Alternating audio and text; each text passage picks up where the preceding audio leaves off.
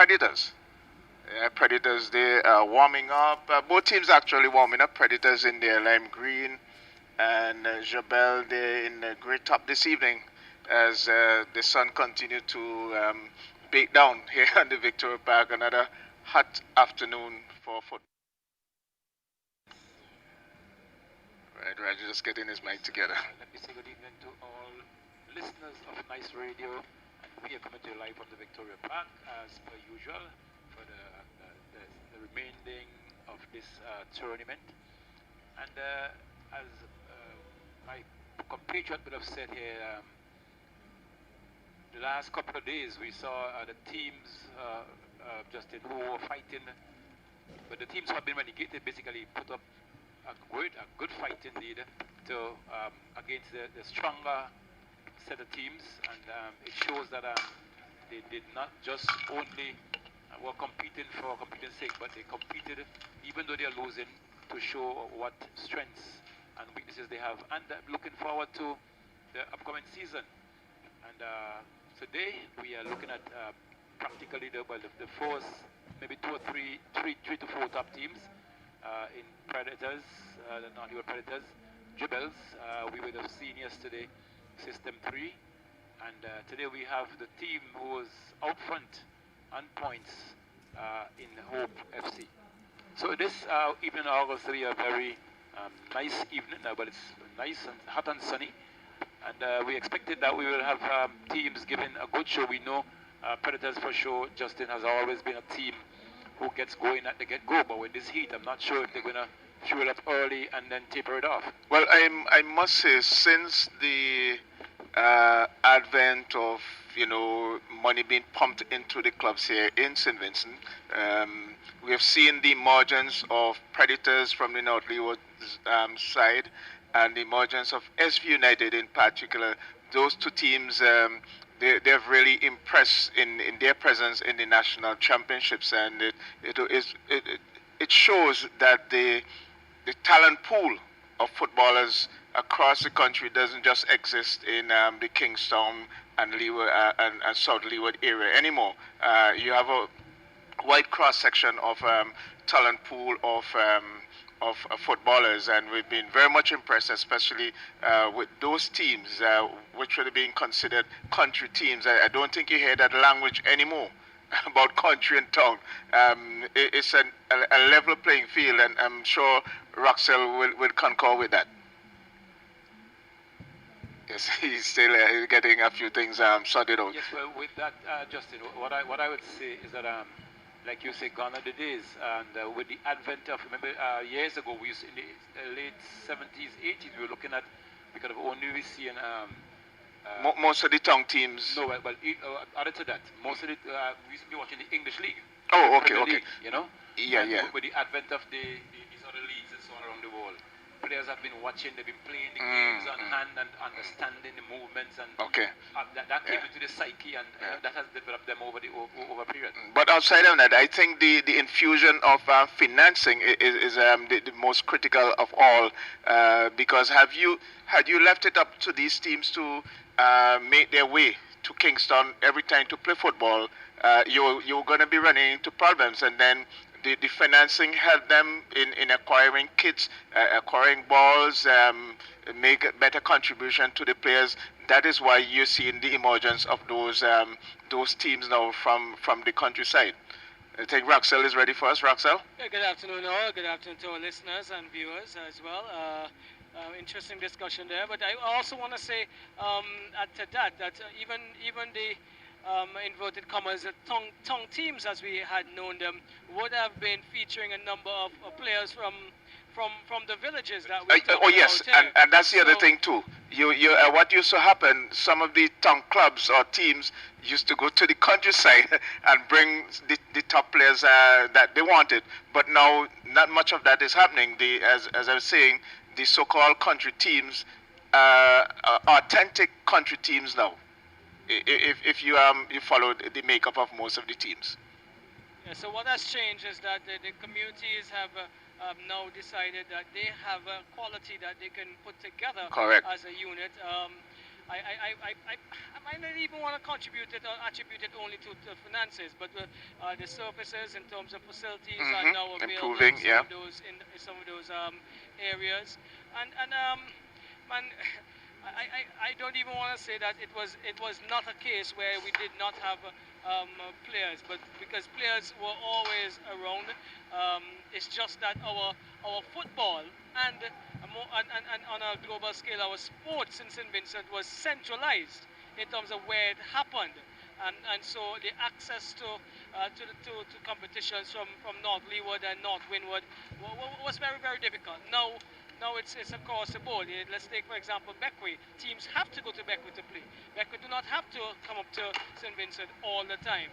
And if we go back to the days when secondary schools were as it is, you had Union Island hosting football games for secondary schools, cricket games for secondary schools. That's when the days were tremendous. When you had the crowds were bigger than what we have in the parks for Vincy Heat for secondary schools. Now that has fallen off. We now need to have an infusion of some sort or something different to get the change there. But the facilities, the people who would have come from their communities and have established themselves in terms of coaching, teachers, etc., are giving back to their communities and much more now than before.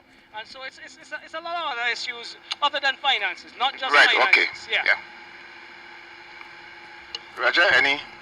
Yeah, well, what Mr. John Roxell John has just said, it's what we've been saying for the longest while. Well, he has added quite a few, and it's so true because in the gone are the days, as you said, where, for instance, Predators would not have, the players, no team from Kingston would not have gone to the Leeward and scouted a player, unless he has some real ability or he might have been, let's say, living or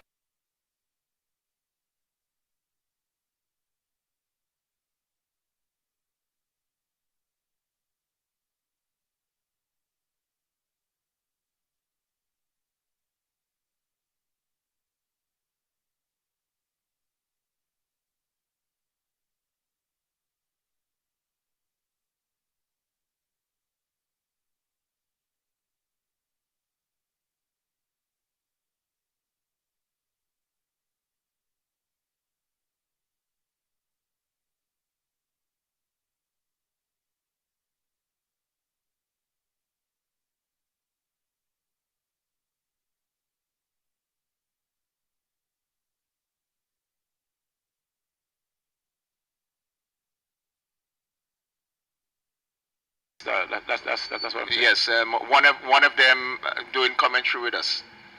Well, Roxell John, the little man with a big head and a big heart. My head in that big one. Anyhow, let's make one change to the starting 11 as we're given for the North Leeward Predators. I was told that 12. Number 12, Gavin Brown, he is not starting again. He's been replaced by number 25, Emroy Gloucester. 25, okay. Got that. Yes. So, Moet Games in the middle. And it looks like he has the cadre of international officials with him in Cameron Daniel, and Barker. Can't remember his first name. Donroy Barker. So we have the international cadre of officials doing what is supposed to be a very, very scintillating encounter.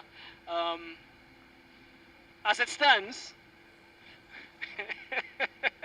we have the as it stands man right here, Kendall. John, good afternoon, Kendall. Yeah, how are you? The road match is on, as it stands. Justin and Roger, you have to write the song, I'll sing it. But the punchline is as it stands. Okay. Do you need an arranger or you already have a tune? I need an arranger. Okay. I need an arranger. Well, but guess what? As it stands, Jabels FC need to win this game. Doesn't matter how they win it. They must win this game to end second as it stands in the point standings of the 2019-2020 St. Vincent Grenadines Football Federation Premier League. I have been hearing some other words and murmurs and discussions around, which we would discuss on another forum, and if those come to fray or to the fore, so to speak. North Leeward Predators, they're also going to push for a win today because ending on 40 points right now, if they win, they could still be in the runnings for something. Not sure what it is, but as it stands, they still have an idea of trying to get some points because they never know what could happen in the long run. Yeah, they got to make a stand this evening, as it stands. Yeah, because you never know. And another thing too is like, you always want to close out the season on a high note, you know what I mean? So there we have it, Roger, and I promise the listeners and the viewers that we are in for a scintillating encounter on a very hot afternoon. The breeze is pretty pleasant right now. It wasn't as pleasant yesterday at all, but I think the breeze is bringing a little cooler effect to what they may have on the surface. Two very active teams. They run all day. Let's see if they're going to do the same thing here, as you said earlier, Roger, in terms of the time of the game. Yes, and it's going to be action time here at the Victoria Park. We see referee games, and it looks as if Predators have the kickoff. Yes, so let's see. I'm seeing earlier a little switching here in the defense for Predators. But they are ready to battle.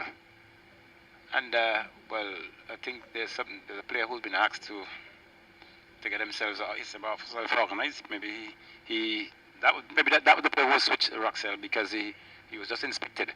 Well, we thought the Whistler's going to go right now, but we must compliment the officials. They are really beautifully outfitted this evening. All in zinc, with I make it a pinkish top, black shorts, long tall socks, all in the same Adidas shoe, and they are using their electronic communication devices. Roger. Yes, Roxell, looking beautiful, with the sun telling down on them as well. It's really a spectacle to behold, and it's all about the development. FIFA developed their game in all aspects, and the referees are no exception. Looks as if Terrison Joseph got a knock to the face, and so he is probably bleeding. Here we go, the play is on, and that one went through to Sawyers, and he was in offside. So we have Jabels in grey and black, and the North Leeward Predators, they're in their neon green top and blue shorts. Roger. Yes, and it's now the Predators. They're going forward. Williams pumps that one to find his left wing back, but the captain Small has to clear, but only to as far as one of his players, number 19 it looks like, and it's put into touch by Jabels. It's going to be a throw-in to Predators.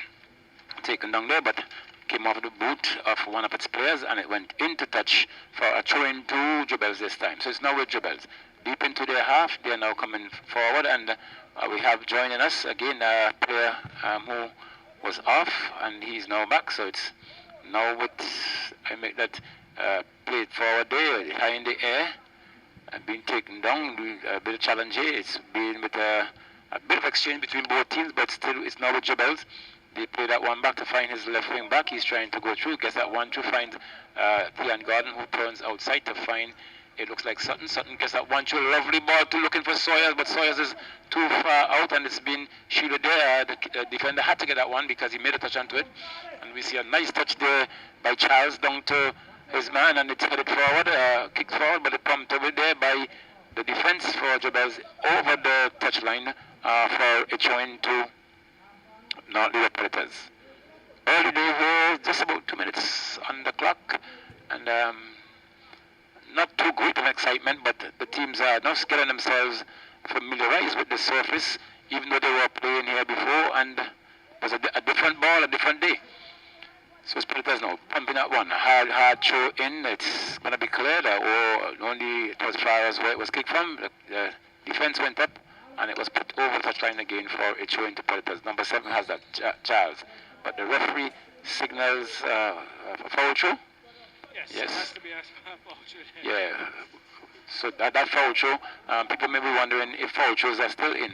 but that could only come if the player has intercepted the line, and to that it's a disadvantage, and a foul goal. What coming forward now is, is it Joseph? He come through, he still has control, looking to find someone to pass to. He's still twisting and turning, but he wins the throw. That ball came off Cortland Williams for not the Predators, and it's going to be a throw into Jebels. It's Najima Bergen who is trying to retrieve from some bamboo area here. He gets it now, and he has number 8 on his back. And yeah, two teams with some strange colors on their of the numbers, and probably best that we have them so early this afternoon. I make it Solomon. Solomon is booting downfield. He is looking for Benton Stapleton. Mackie is trying to control. He heads it to that is Najima Bergen. He goes back inside to Mackie. That's Bergen. This is Jebels FC. He goes wide and finds Antonio Charles. Charles comes back to Gordon. Gordon is looking to find Sawyers far in the wide, but intercepted there by King.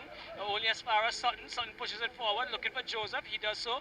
He finds Joseph. Joseph gets it to, I make that Sawyers. Sawyers comes inside, looking for Jamie Keel. He backheeled once, trying to find that is the other Joseph, Terrace Joseph, but falls now to Mackie. Mackie gives himself some room and goes to the right, finds Sawyers. Sawyers is trying to find, I make that Terrace and Joseph, cut out by Adim Charles. He finds Dequan Springer, Dequan Williams. Williams is finding back Charles. Charles is looking to go down the left, but cut out momentarily there by Antonia Charles. This is for Jebels. Now falls over there to the number 25. I make him Gloucester. Gloucester is trying to get that gentleman in well, we'll get his name together, but it's now taken by the goalkeeper and got it to Bergen. Cut out now, it's with Terrace and Joseph. Joseph is looking for some movement. Plays it forward. A lovely ball to the Sousa. And he's offside. But that was a really, really beautiful pass there, Roger and Jono. Yes, well calculated pass there, Roxel, bisecting two players. Unfortunately, that D'Souza was found offside. Cyclone Mackie, the custodian today for North Leeward, starting. He put it downfield, headed away by Mackie Pope momentarily. Doing the rest of the job was Bergen, trying to find it to Terrace Joseph. It falls now for Jamie Keel. He is protecting it and getting it to Tion Gordon. Gordon to Antonia Charles. Charles comes right back over to the right and finds that is Najima Bergen. He can't get past Alpheus Medica, and he now goes inside, finds Mackie. Mackie is looking for some movement. He's moving with the ball. Is he going to go over to his right? And no, he decides to come inside, looking for Keel. Keel is under some pressure from Springer, from Dequan Williams. That is, finds Terrace and Joseph. However, he didn't get much in it, but finds his brother Terrace Joseph. He has this gentleman to contend with in, I would give you his name in a bit, Ezra Glasgow. Glasgow is infringing Terrace Joseph, and Glasgow gets the first card in the afternoon, Roger. And this is a dangerous area for North Leeward Predators to concede a free kick.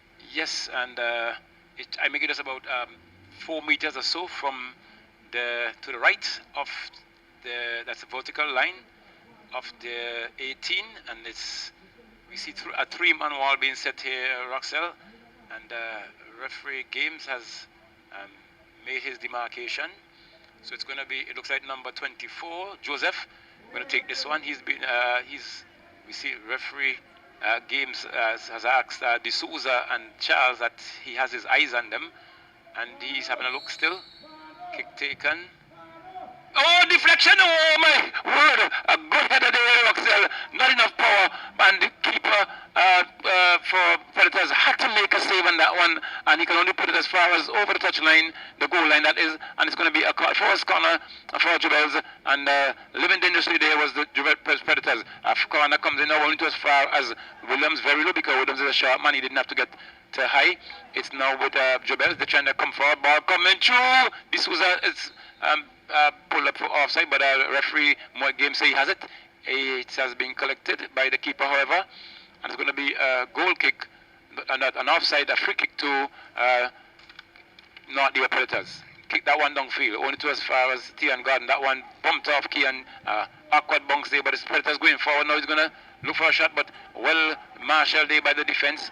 who got a touch onto that one, but it's over to Predators. That number has it, but he's trying to get back to Charles. But Charles wins it. It's now with Williams, who makes a flick there, but coming now is Predators, not Predators, but Jubel. Then I trying to come forward. Now coming forward is that play again. Gets out to inside. Oh my word! Two players converging on that one. D'Souza missed it, and Sawyers wasn't able to get it between the upright, and just touch it over the touchline again there, Roxell, for another corner. A goal kick to North Leeward Predators. Excellent counter-attack there here by, they are normally called the Green Machine, not in green today, but excellent counter-attack there by Jebel FC. Joseph, and they made no mistake by getting to the box and bringing over a really good cross, but as you said, Roger, Sawyers could not deal with it. It's now with Kevin Small. He is trying to get the pressure out of the area for North Leeward Predators. It's with Williams. He pumps it forward, looking for Medica. Medica has Najima Bergen, who puts it out of touch now, and it's going to be a throw-in for the North Leeward Predators. But Roxell, just on a note, with that last attack by Jubels there, because that defender had that card, he will be. If Jubels are trying to be a technical game, they can come to that angle all the time, because that defender is now fearful that he'll get a card early. He's gotten one already, and he's fearful that he'll get another one. So if Jubels come down this angle, I think they can really create some stir there against the defensive Predators. Well, here they go again. It's Terrace Joseph, and he is in. He gets it to D'Souza. D'Souza takes a touch. He's shooting, and putting that outside. Here's a near post again. It's Mackey. He is down. Two big saves. He had to come up in a very short space of time, and he was at full length there, Roger. But I think he fell awkwardly because he had to almost make contact as the ball was almost past him, Roger. Yes, and Roxell, I can let you know from my vantage point, because right under me, he had two serious collapses there. The first one, he had to extend to his fullest length, and this one is identically the same. And you can see from he's showing where his left side is where he actually got a prong. So he's now been stretched there by BC Williams. It is not the physio per se. The physio just brought some. Well, at this point, Roxell, let's because the keepers that we'll take some commercials.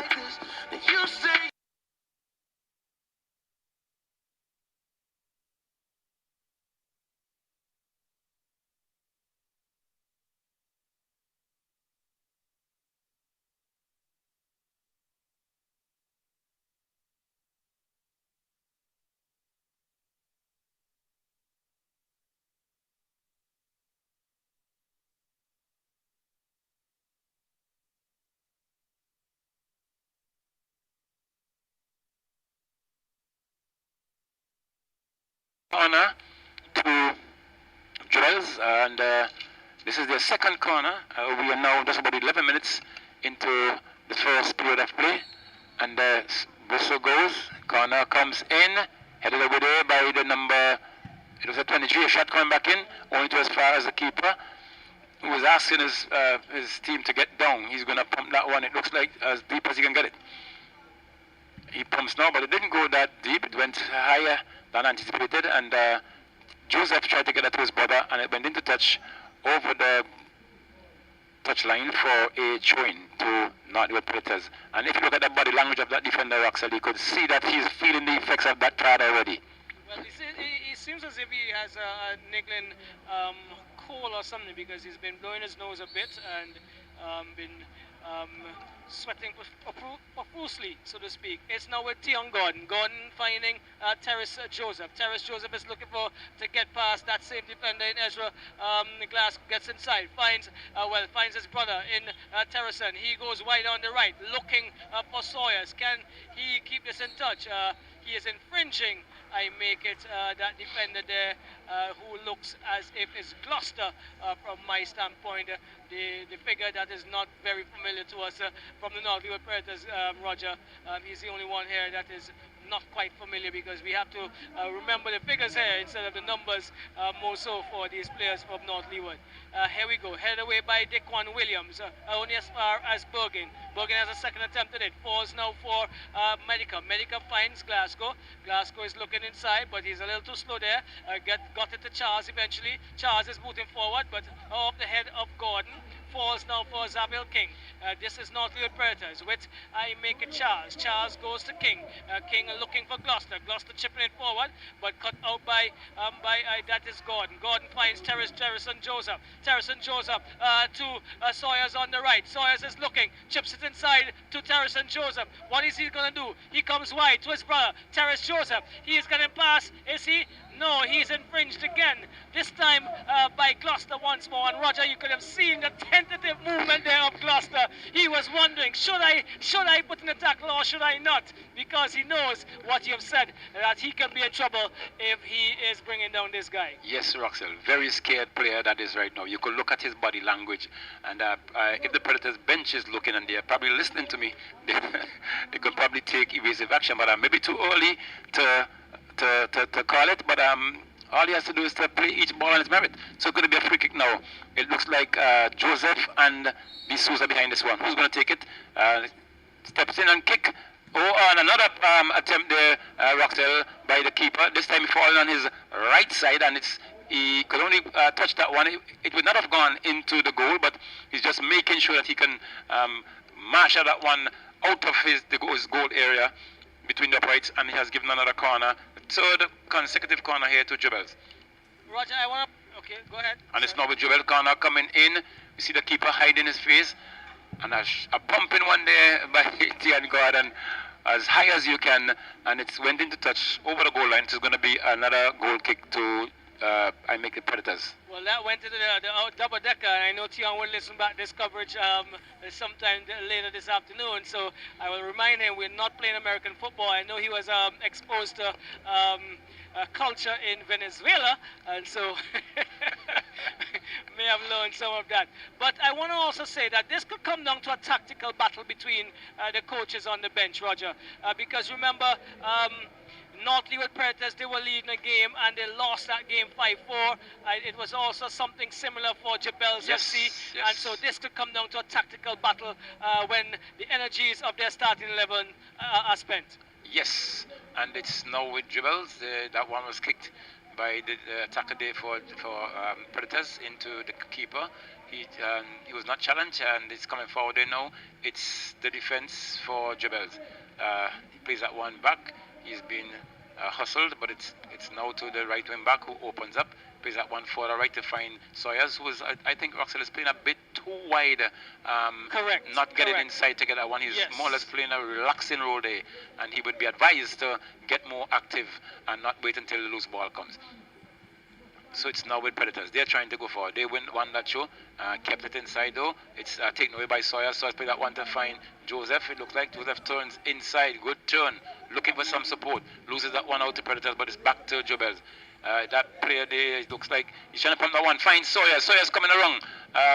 Gets past. Tried to get past. He didn't succeed in doing so. It's Charles back to Small. Small now opened up for Predators, and they're looking to go forward. It's now with Predators still just in their own half. It's now with Williams. They're trying to play a more settled game now because earlier on they were trying to pump them as far forward as they can, and maybe the heat too is also getting to them. So it's now with that right winger, yes, he turns back to find that guy who's really not having a good game. But it's now back to the keeper. They're trying to pull the defense or the defense for Jebels out, but they're not having it. That one has been pumped down. Bergen not having his eyes on that one, and you see almost a miscommunication between both players there, but they were able to abort the danger, and that one has been played there. It looks like, is it Sutton? And there's some pulling coming that bad there by, it looks like, and it has not come, that play did not come through. Referee Mort game was on top of that, and the played the advantage, which did not materialize, and he just called that one back for a free kick to be awarded to Jebels. So it's Bergen. He has the kick here on the left-hand side, brings it back to his central defender in Mackey. Mackey back to Bergen. Bergen is looking for some movement. He finds Keel. Keel is trying to just play that from the outside of his foot to Joseph, but it goes out of touch, and it's going to be a throw-in for Northlewood Predators. Ezra Glasgow took it and he got it to Charles. Charles really neatly plays it in the middle, gets it. He's playing really neatly in the middle to I make it Kirtland Williams. He's under pressure by two defenders, and it is now off of that defender. This is Williams trying to get the one in. It falls now for Medica. Medica is being dispossessed momentarily, but it goes to lovely ball to one time from I make it Williams trying to find Gloucester, and Gloucester is taken down by Antonio Davis, and that is going to be a very dangerous one here, Roger. Just on the edge of the 18-yard box, just about what? I make it a half a yard from the line, and this is an opportunity for Northlewood Predators. Yes, and a very late tackle there, Roxell, by that player. He should have probably just continued smuggling him, make sure just run alongside him, but it goes again to say that the players not just getting this rush of blood and not playing each ball in merit and proper anticipation and all these other things. But this is a 4-man war, it looks like here, being set by Moet Games. And is it the Charles behind this one? Yes, Adine Charles. Yes. Here we go. Adine Charles waiting for the whistle. He is going to take it now. We're trying to get around. He does! Wrong-footed the keeper, D'Souza. Not sure where he was going. He had the wall there, and he was trying to go behind the wall. And D'Souza is making an error. I make it in his attempt to return to his left. He's probably hurt and wrenched his arm or something, Roger. And Charles have broken the ice in what is supposed to be probably the best, the better of the two encounters in terms of competitivity this afternoon, Roger. Yes, Roxell, and we see because the wall, it wasn't struck very hard. It just came between the wall and the keeper. He moved to his right behind the wall, not seeing it, and that one caught him going, and he was trying to come back. Maybe he might have slipped in the process and created some damage, but that ball has already gone into the back of the net, and we see the Predators leading 1-0. I make it, Roxell, in the 20th minute, the 90th minute that was of play. Well, a comeback game is needed here now by Jebel FC. Northlewood need to continue eating away at this bird it seems that they have caught, because they are continuing to look for prey until they go and rest later on, Roger. You know how it is by Predators. Yes. But it is with Sutton. Sutton is looking. He is now playing the long ball. Probably advised to go back to the football they've been playing. A little too early for that. It's now with I make it Medica. Medica finding Williams. Williams who orchestrated that. He does that again. Another good pass into the area. This time D'Souza is coming and collecting, and here we go. He decides to roll it to the feet of that's Mackey. Mackey has some space. He has time, and he's moving forward. Gets it to Antonio Davis. He will like to make amends for that. That tackle, plays it forward, cut out by Small. As far as King finds Charles, who does really good work, Roger, and he plays it back to that Small. Northlewood Predators in their defensive half. A nice movement there. Finds Daquan Williams. He pumps downfield, looking for Benton Stapleton. Foot race. One initially, but Benton Stapleton is trying to get on to this, and it's going to be a goal kick. Still a really quick Stapleton, and I find that the defense for Jebels probably a little flat-footed, a little slow in this first part here, Roger. Yes, I think from what I'm observing so far, they're playing a bit square, and it looks as if Tion is playing more like a attacking defensive, and that what flag stays down. But Predators trying to come forward, clearing there, avoiding the danger. It's Predators. It came after the head of a player there, and it went into touch, and it's going to be another throw, Roxell, to Jebels. Sutton with it. He comes inside and he finds D'Souza. D'Souza is having two men marking him, and he doesn't get it. And the referee says a foul on Daquan Williams, and so a free kick is coming the way of Jebels FC. Interestingly, Roger, I cannot remember if from if Brandon Johnson is available for this game for Jabels, but I know he went off injured and he's not in the game so far for Jabels. So structural change there in terms of personnel. It is Joseph finding back. This is Najima Bergen. He's looking for some movement. Gets into Terrison Joseph. He is brought down on. In about halfway into the half of North Leeward Predators, and the movement now is a little slower. There's a pack defense of North Leeward Predators. They have gotten everybody behind the ball with the exception of Bennett and Stapleton, and Moet Games is instructing the wall to move back and giving him further instructions in terms of arms and that kind of stuff. Who's behind it is Terrison Joseph. He takes a shot. This one is going over the crossbar. And it's 1-0. If you've just joined us, North Leeward Predators, they are leading via a free kick that deceived D'Souza. And that free kick came from Adine Charles. Before the game as well, Roger and Jono, I had a conversation with Adine Charles whether he was actually ever called up for the national training. And he said he was invited last year. He went a couple sessions because I think he's been quite impressive, the number 7 for North Leeward Predators. Yes, all season he's been doing a human service to Predators himself and I think it's Williams, Orlando Williams. And another comment through here, a bit late, but deflected there. But the keeper comes this time, D'Souza, and collects. And it's going to be, he blows that one out to find Borgen, it looks like, and Borgen trying to come forward with that one, looking for someone to pass to. He sinks that one to find, it looks like Joseph. Joseph looking to find his brother. No, he pulls him down line. He still, yes, has that one, but deflected off the defender this time and into touch for a throw-in to Jewels. But I see Roxel a bit, Jubels has taken the pedal off the gas a bit, and it's now anyhow without Joseph trying to come through, being blocked, and a free kick it looks like. Referee's asking that player to take it down a bit. It's going to be a free kick or a throw-in. Throw-in it is. It's now with Joseph, who is turning around. But that player has now revived himself. He won that and he kicked that one downfield. It's received there by that player, the central defender, who turns it inside, finds the other central defender. There's that much movement on the flank. We see Sawyer's still outside Roxel. He could have gone down for that one, but he's waiting there, playing a dead man game thus far. And the pump comes through there, looking to find, and it's going to be offside. Joseph wouldn't be called offside. Yes, it is. So Roxel, the point I'm making, I do not think when that defender looking for someone to pass to, Sawyer's could have gone down and received that one and try and make some inroads, but he's staying too far and allowing the players to make other decisions.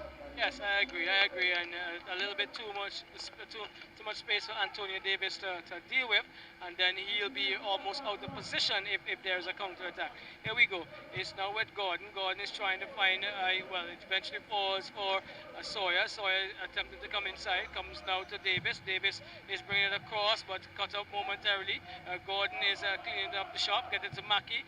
Mackey is coming wide, looking for Joseph, but cut out there by Glasgow, who's going to come to the end of it. It is Medica, but he is fouled by Jamie Keel, and so a free kick coming the way of North Leeward Predators. I do agree with you that it seems as if they have eased up the gas. Both teams actually, more so Jabels have seen from their quick start, and it's Adine Charles. He might be looking to get a second goal in. Here we go. Pumps it straight to the goalkeeper. Not a bad kick at all. Just a little too high, and the goalkeeper in his mind would have thought, listen, this guy just scored on me. I have to make sure I do my best. Well, that he had to do, and he just... Go on, Jano. Yeah, I really love the technique on that free kick. He actually drove through the middle of the ball. That was so good. I mean, a lot of guys nowadays, they're going around the ball and lobbing, not really trying to play to somebody, but taking a shot with a lob kick. I don't know what you're expecting, but that was good. But and now coming forward is Jabel, but this was not going on to that one and allowing Small to get his foot to that one, and it's now with Jabels again. Well, we see D'Souza now trying to flick that one over, and some contact was made, it looks like, to the head of, it looks like Small, and he's now pedaling. He's getting up, yes. I'm not sure if the Sousa foot might have caught him. It doesn't look so, he might have crashed into, it looks like Joseph on his way down, and but he's now on his feet. It's with the keeper for North Predators. He's going to pump that one downfield. He kicks downfield. Going up there was Bergen missed, and trying to clear that danger was it's Tian Gordon into touch, and it's going to be a throw into Predators under you there, Roxell. Yes, so it's Glasgow, it looks like. He is looking for some movement, gets it to Kirtland Williams. Williams back to Glasgow. Glasgow goes inside, finds Deacon Williams, but lost it to Jamie Keel. Keel is getting a bad ball, taken away there by Charles. Charles to Solomon. Solomon to Williams. Williams is moving forward. Attempt to slide that one through. Cannot get past Bergen. Back to Williams though. Williams comes inside, finds Adi Charles. Charles this time is not possessing as well, but trying to juggle his way out of trouble. Doesn't, as he infringes. That is Terrison Joseph. Joseph goes inside, finds Sutton. Sutton is looking for some movement. He goes, this one is too straight, Roger. But Sawyers is playing too far. He's really playing too far. Even when the ball is on the opposite side, Roxell, you tend to come in and fill the void there in the central midfield. So as he's staying out there, whether it's, only when his team has it, he gets active. Not giving his team justice this evening. But I want to be pumped down. But he's very close to his bench, so if his bench thinks that he's doing the right thing, then I don't know. This one comes across by Gloucester. Bergen has to come to the rescue, and he kicks it out of a touch. It's going to be a corner for North Leeward Predators. Again, Roger, looking a little flat, a little square, as you said, definitely the defense there. And so when one is beaten, all are beaten. And Roxell, look, I just spoke to Sawyers. Look where he's at. Look where he's at. He's standing in front of his coach, Roger. I'm not sure what direction instruction he can get in there now, but he needs to move a little further in. But it looks like that one has been pumped over there, headed over there by the defender there for Jebels. And look, Roxell, if he had gone a little closer, he could have gotten that one. But that goal to Roxell, let's go back to that goal that's scored by Predators. We see Williams pumped that one across, and it brought results, and he's forever now trying to do the same thing every time. So it's now from left to right. It's now Williams. He tried to pump that one. We see it looks like Bergen had to take that one.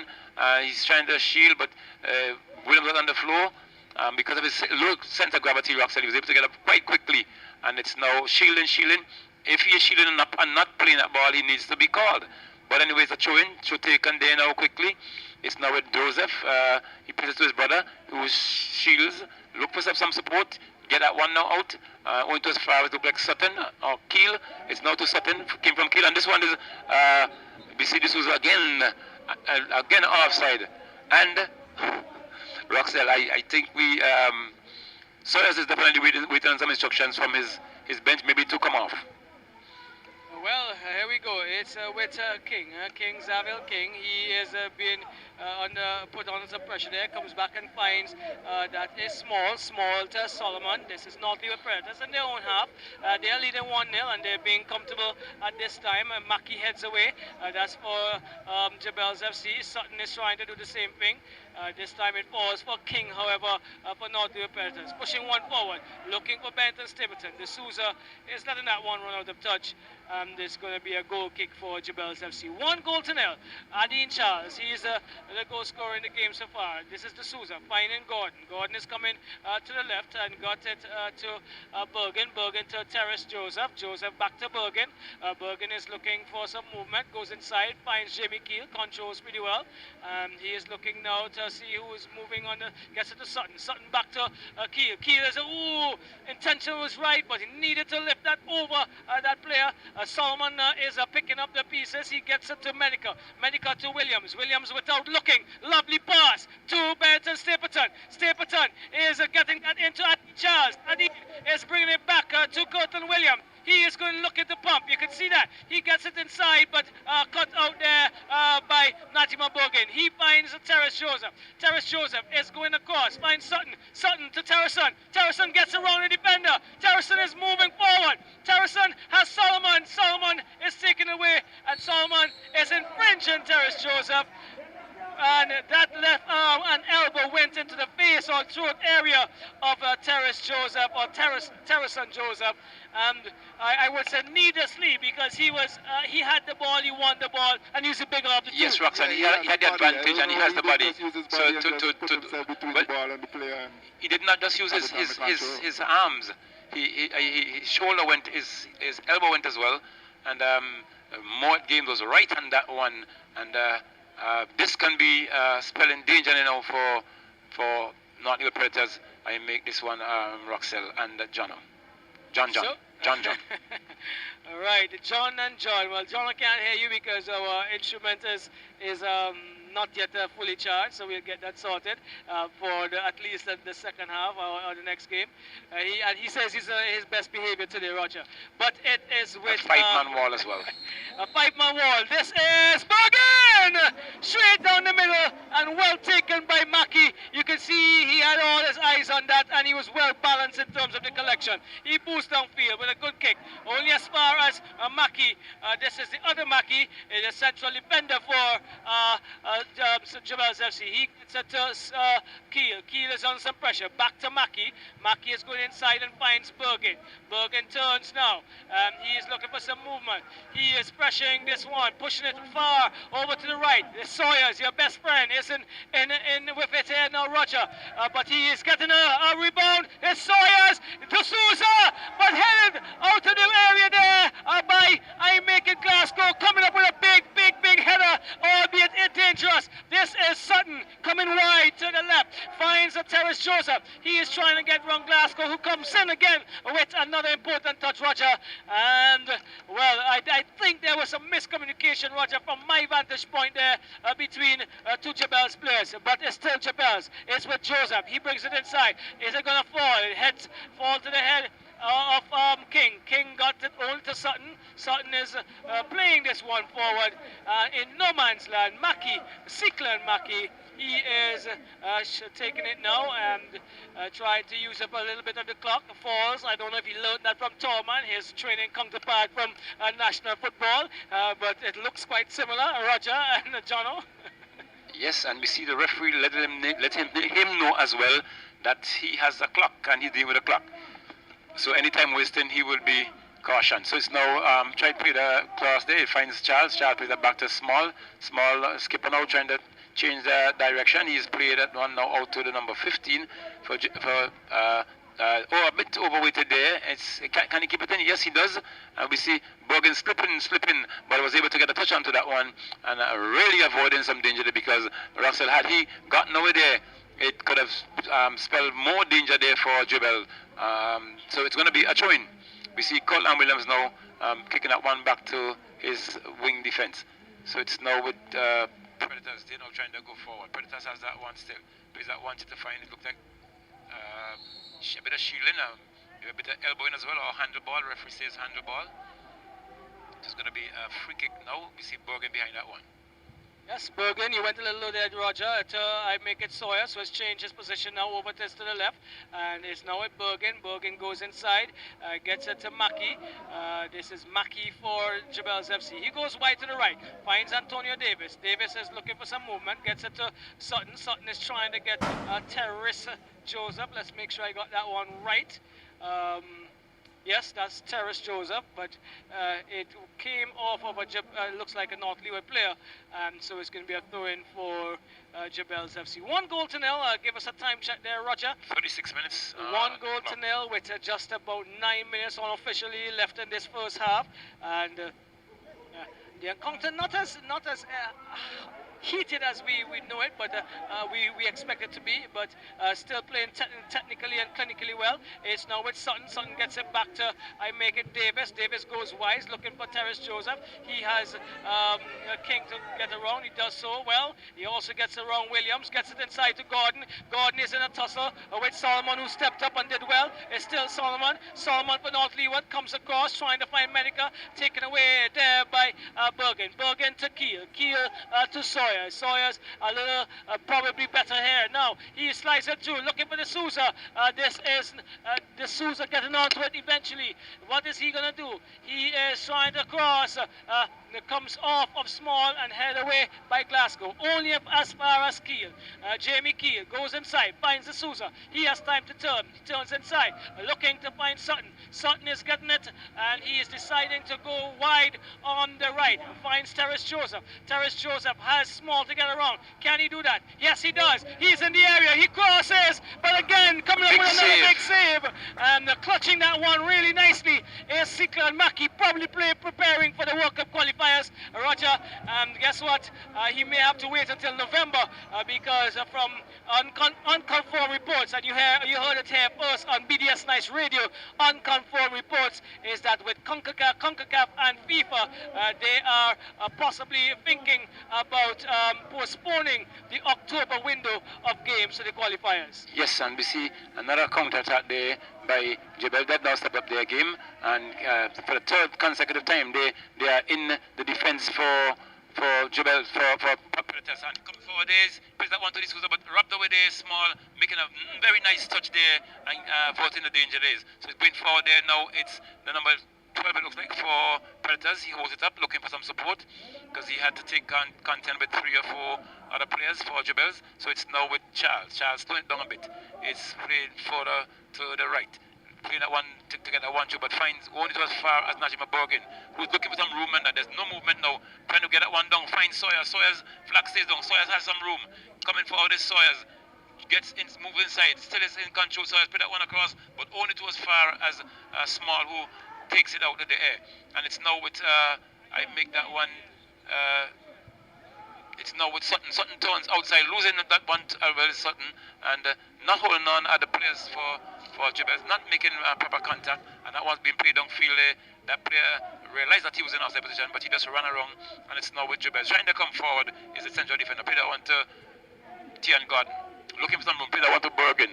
Bergen controls. He's now going to take on this defender there. He still has it, and being fouled in the process is going to be a free kick to Jebels. And we see some referee now is going to have a word with the management, the coach for I make that one not the Predators, and he's letting them know, well, I'm in control and no interference will be accepted. So it's now with Jebels.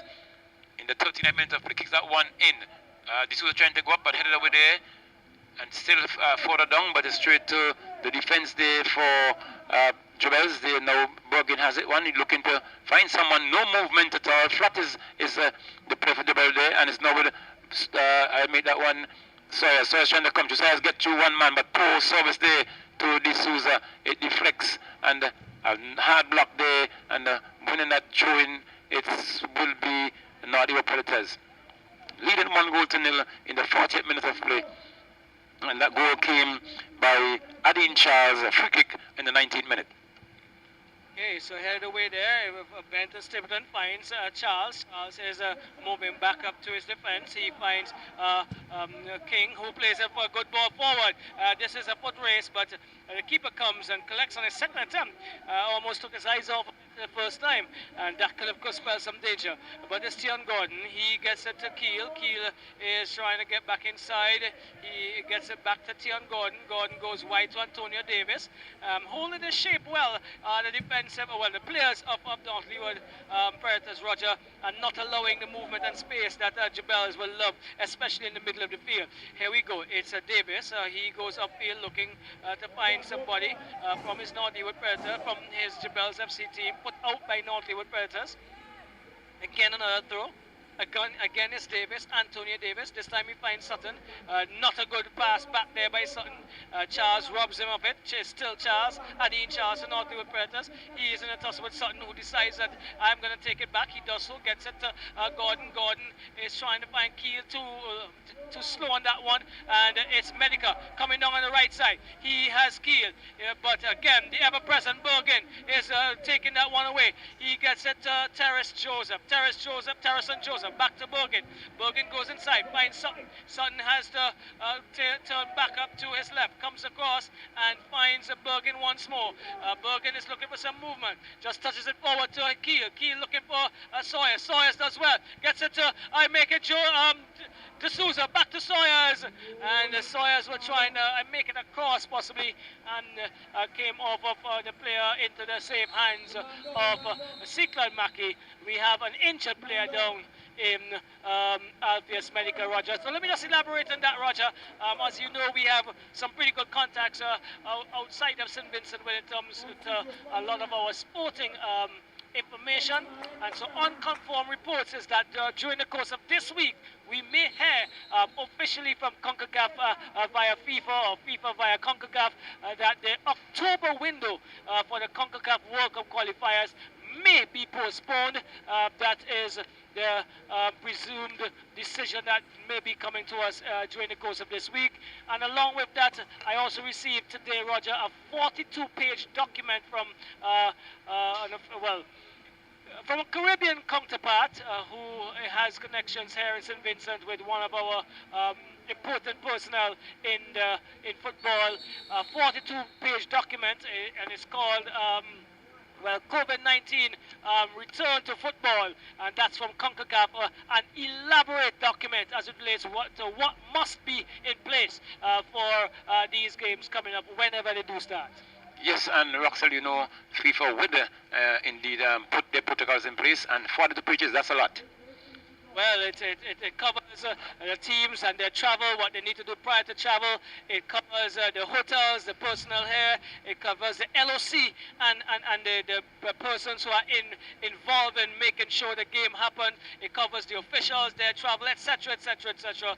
And we'll elaborate more on that during the coming weeks on Sports Highlights. It is now with I Make It, that is Antonio Davis. Pumped that one upfield, didn't allow Kirtland Williams to go any further. I believe we're pretty close to the end of the first half, Roger. 44 minutes gone in this first period of play. The Predators leading 1-0.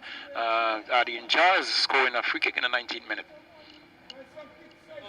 1-0, and Medica is still off, having some medical attention for North Leeward Predators while the action is ongoing. Adine Charles gets that from King, back to King. King is trying to get around Sutton, does not. Sutton gives it away, however. It falls now. What a strong tackle coming in there by Davis. That was a physical tackle there. Yes, and Davis again. Williams. Getting it inside to Joseph. This is Terrace Joseph finding Tion Gordon. Tion Gordon is sliding through to Terrace Joseph. Joseph is into the 18, but gets it off of Adine Charles.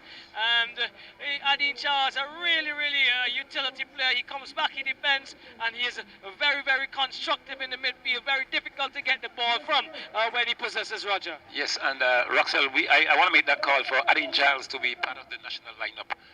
And the fact that you have another month, hopefully, coming, I think this youngster can really do justice to our national product. Well, he will only, this is Bergen bringing across in, far back is Mackey. He goes up. It falls now for Ezra Glasgow, only as far as Keel. Keel is pumping it back into the area to the right of the 18.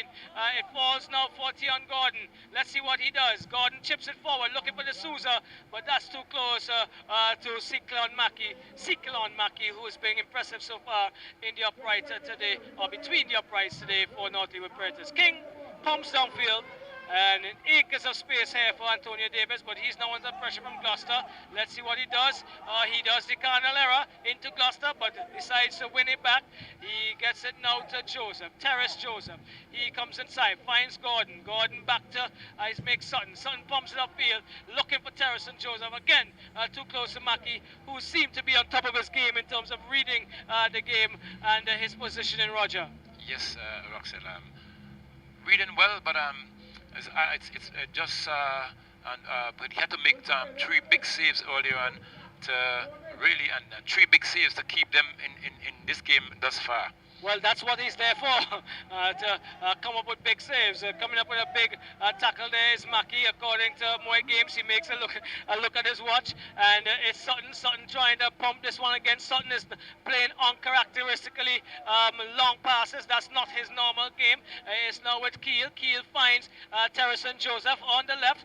He is trying to get around. I make it Glasgow, who has I think Glasgow has recovered, Roger, from his first 10-15 minutes, but that's the end of the first half. Northley with Predators go into the dressing room, and we should say under the tents, into their huts, leading 1-0. Adine Charles, he's the one that separated the teams. Yes, and a good game on hand thus far. We still have another 45 minutes to go. So when we come back at Victoria Park, we'll let you know what's taking place.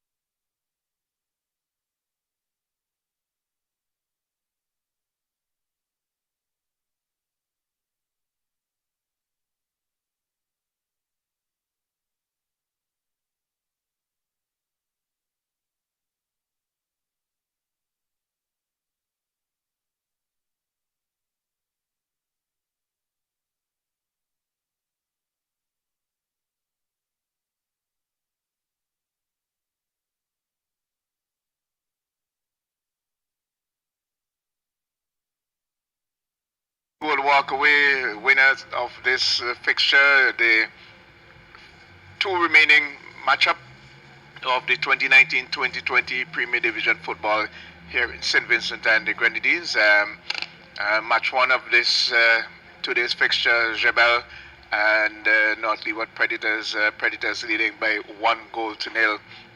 Roger, how are things going to pan out for this remaining 45 minutes? Well, it's going to be a much cooler condition as the sun is going down, and kick has now been taken, the kickoff. So it's now with Jebels. They're playing that one deep into their half, trying to get out. It's only to as far as still Jebel has it. Jebel still has it. Sutton is going through, finds King. King gets a one through the legs of the player there, but still marshalling is Sawyers. Sawyers not having a good game, and it's been headed away there. Into touch is going to be, it looks like a free kick to Jebels. Just about maybe 4 or some meters into their half. Well, I'll make it just over to touch the center line. So it's now with Jebels. They're trying to go forward. Plays that one is Bergen. Finds Sawyers. Sawyers comes through. Losing that one out to Sawyers, but wins the free kick in the process. And we see the players there for that player probably got struck in his mouth. It looks like Charles. No. But the players for North Leeward is not too happy with that call. But the whistle's already gone. It's going to be a free kick to Jebels. King behind that one. King send that one forward to find. Maybe digging a bit too deep, too early. I think they need to play that ball around more, but it's now with Jebels.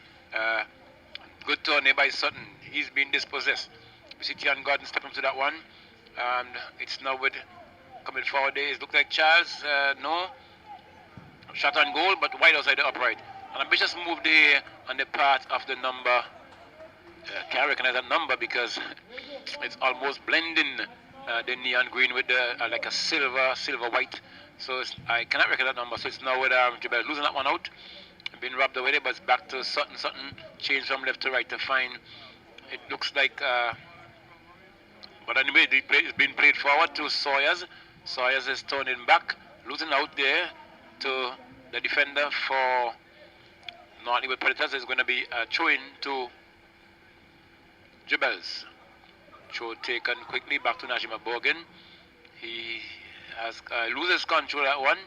Had 2 minds in getting that one forward, but it's only to a player for North Leeward kicked and slipped, and it's only to as far as Borgen was able to retrieve, and back to Borgen now trying to get that one across, but no one anticipating getting to that one. And it needs more movement of the ball there for the Jebel. I've not seen the speedy, nippy players as I would have seen all season prior to this game. So it's blocked there partially. It's now with Sawyers playing that one to the chest of Williams. It is Orlando Williams, and it went into touch. It was a foul call against Sawyers, against Williams. So Sawyers wins a free kick there. And it's Jebels going to have that free kick. And we see some players down on the far end of Roxell warming up for Predators without vests on, and the referees asking them to retrieve. So it's now with Jebels. King pumps that one forward. Missing D'Souza, but D'Souza has some control over that. Tried to go through there with D'Souza. That one's being played before the white to King. King going forward now. King gets that one across, but into the hands of the keeper, who didn't take quite cleanly and have to take it on the second rebound. Yes, Roger. So it's Siklan Mackey. He boots upfield, and there's a good kick this time. Tion Gordon seems to have retreated into the defensive aspect of his team's setup. It's now with I make it Mackey. Mackey looking to find Keel. Keel is on some pressure by the number 13 Springer. He gets it back to Mackey though. Mackey is going, oh, that was a close pass across his box. And getting it eventually to, that is, I make it Bergen. Bergen finds D'Souza. D'Souza is looking to come over to his right. Gets it to Keel. That's Sutton. Sutton is on some pressure. It gets it finally in for Joseph to Keel. Keel is looking to find that is Sawyer's not looking. Half of Sawyer's looking as if he's going into these tackles gingerly, but he gets a throw in and finds I make it Joseph. Terrace and Joseph, a good ball to the Sousa. Can he make it 2? No, 1, he doesn't. And here we go. It is now with Joseph, gets it inside, but cleared there. And the goalkeeper, Sickler Mackey again, Roger, came and he closed the angle, made it difficult for the Sousa. And I think another big move by him. Yes, Roxa, what is not happening for Jebels? They're making the counter-attack, but the midfield and the attackers are sitting behind. And it's now with coming forward as Predators. They're trying to make more inroads. It's now with Jebels. Sutton turns, being dispossessed, being fouled, and it's going to be a free kick to Jebels. There's been one change, one substitution. Number 22 for North Leeward comes in, Augustus Francis, and he has replaced number 11, Alpius Medica, who was injured in the latter part of the first half. It's now with D'Souza. He punches it forward, falls back to him off the head of a defender. Let's see what he does. He's trying to get around 3 defenders. Again, there were 2 players free. Bad pass. Again, then by North Leeward. Najima Bergen just got enough onto it to get it to Sawyer. Sawyer's inside to D'Souza. D'Souza again dispossessed by Small. Small finds Gloucester. Gloucester is looking. This is North Leeward Predators on the left. He goes inside, gets around Sutton, but gives it away to Gordon. Gordon comes across to the right to I make it Sutton. Sutton is looking for some movement. He decides to pass it through, but again, Keevy and Small comes up and reads that game well. Gets it to Gloucester. Gloucester moves up the left, goes inside, trying to find Augustus Francis. He does well, gets it across to Better Stapleton, but Mackey came in with the very last and late tackle. There's a card going to be issued. This one is going to be issued to I make it the number 22 who just came in Francis, possibly disrespecting Moet Games, a pink shirt there, Roger. Yes, and what Moet Games is reminding him of is not where he's at now, but there's a previous engagement where he might have infringed the law at some point, and he has been cautioned.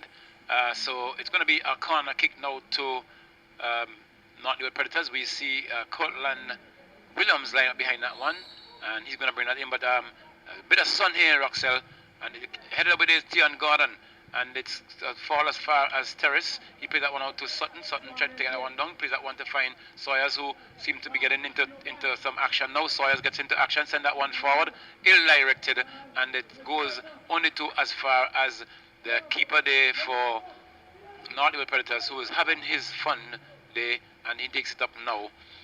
So it's now with Predators. He's bowls that one and finds his midfielder, who has not had total control on it. He plays it over, but into touch, and Jebels wins a throw-in in the process.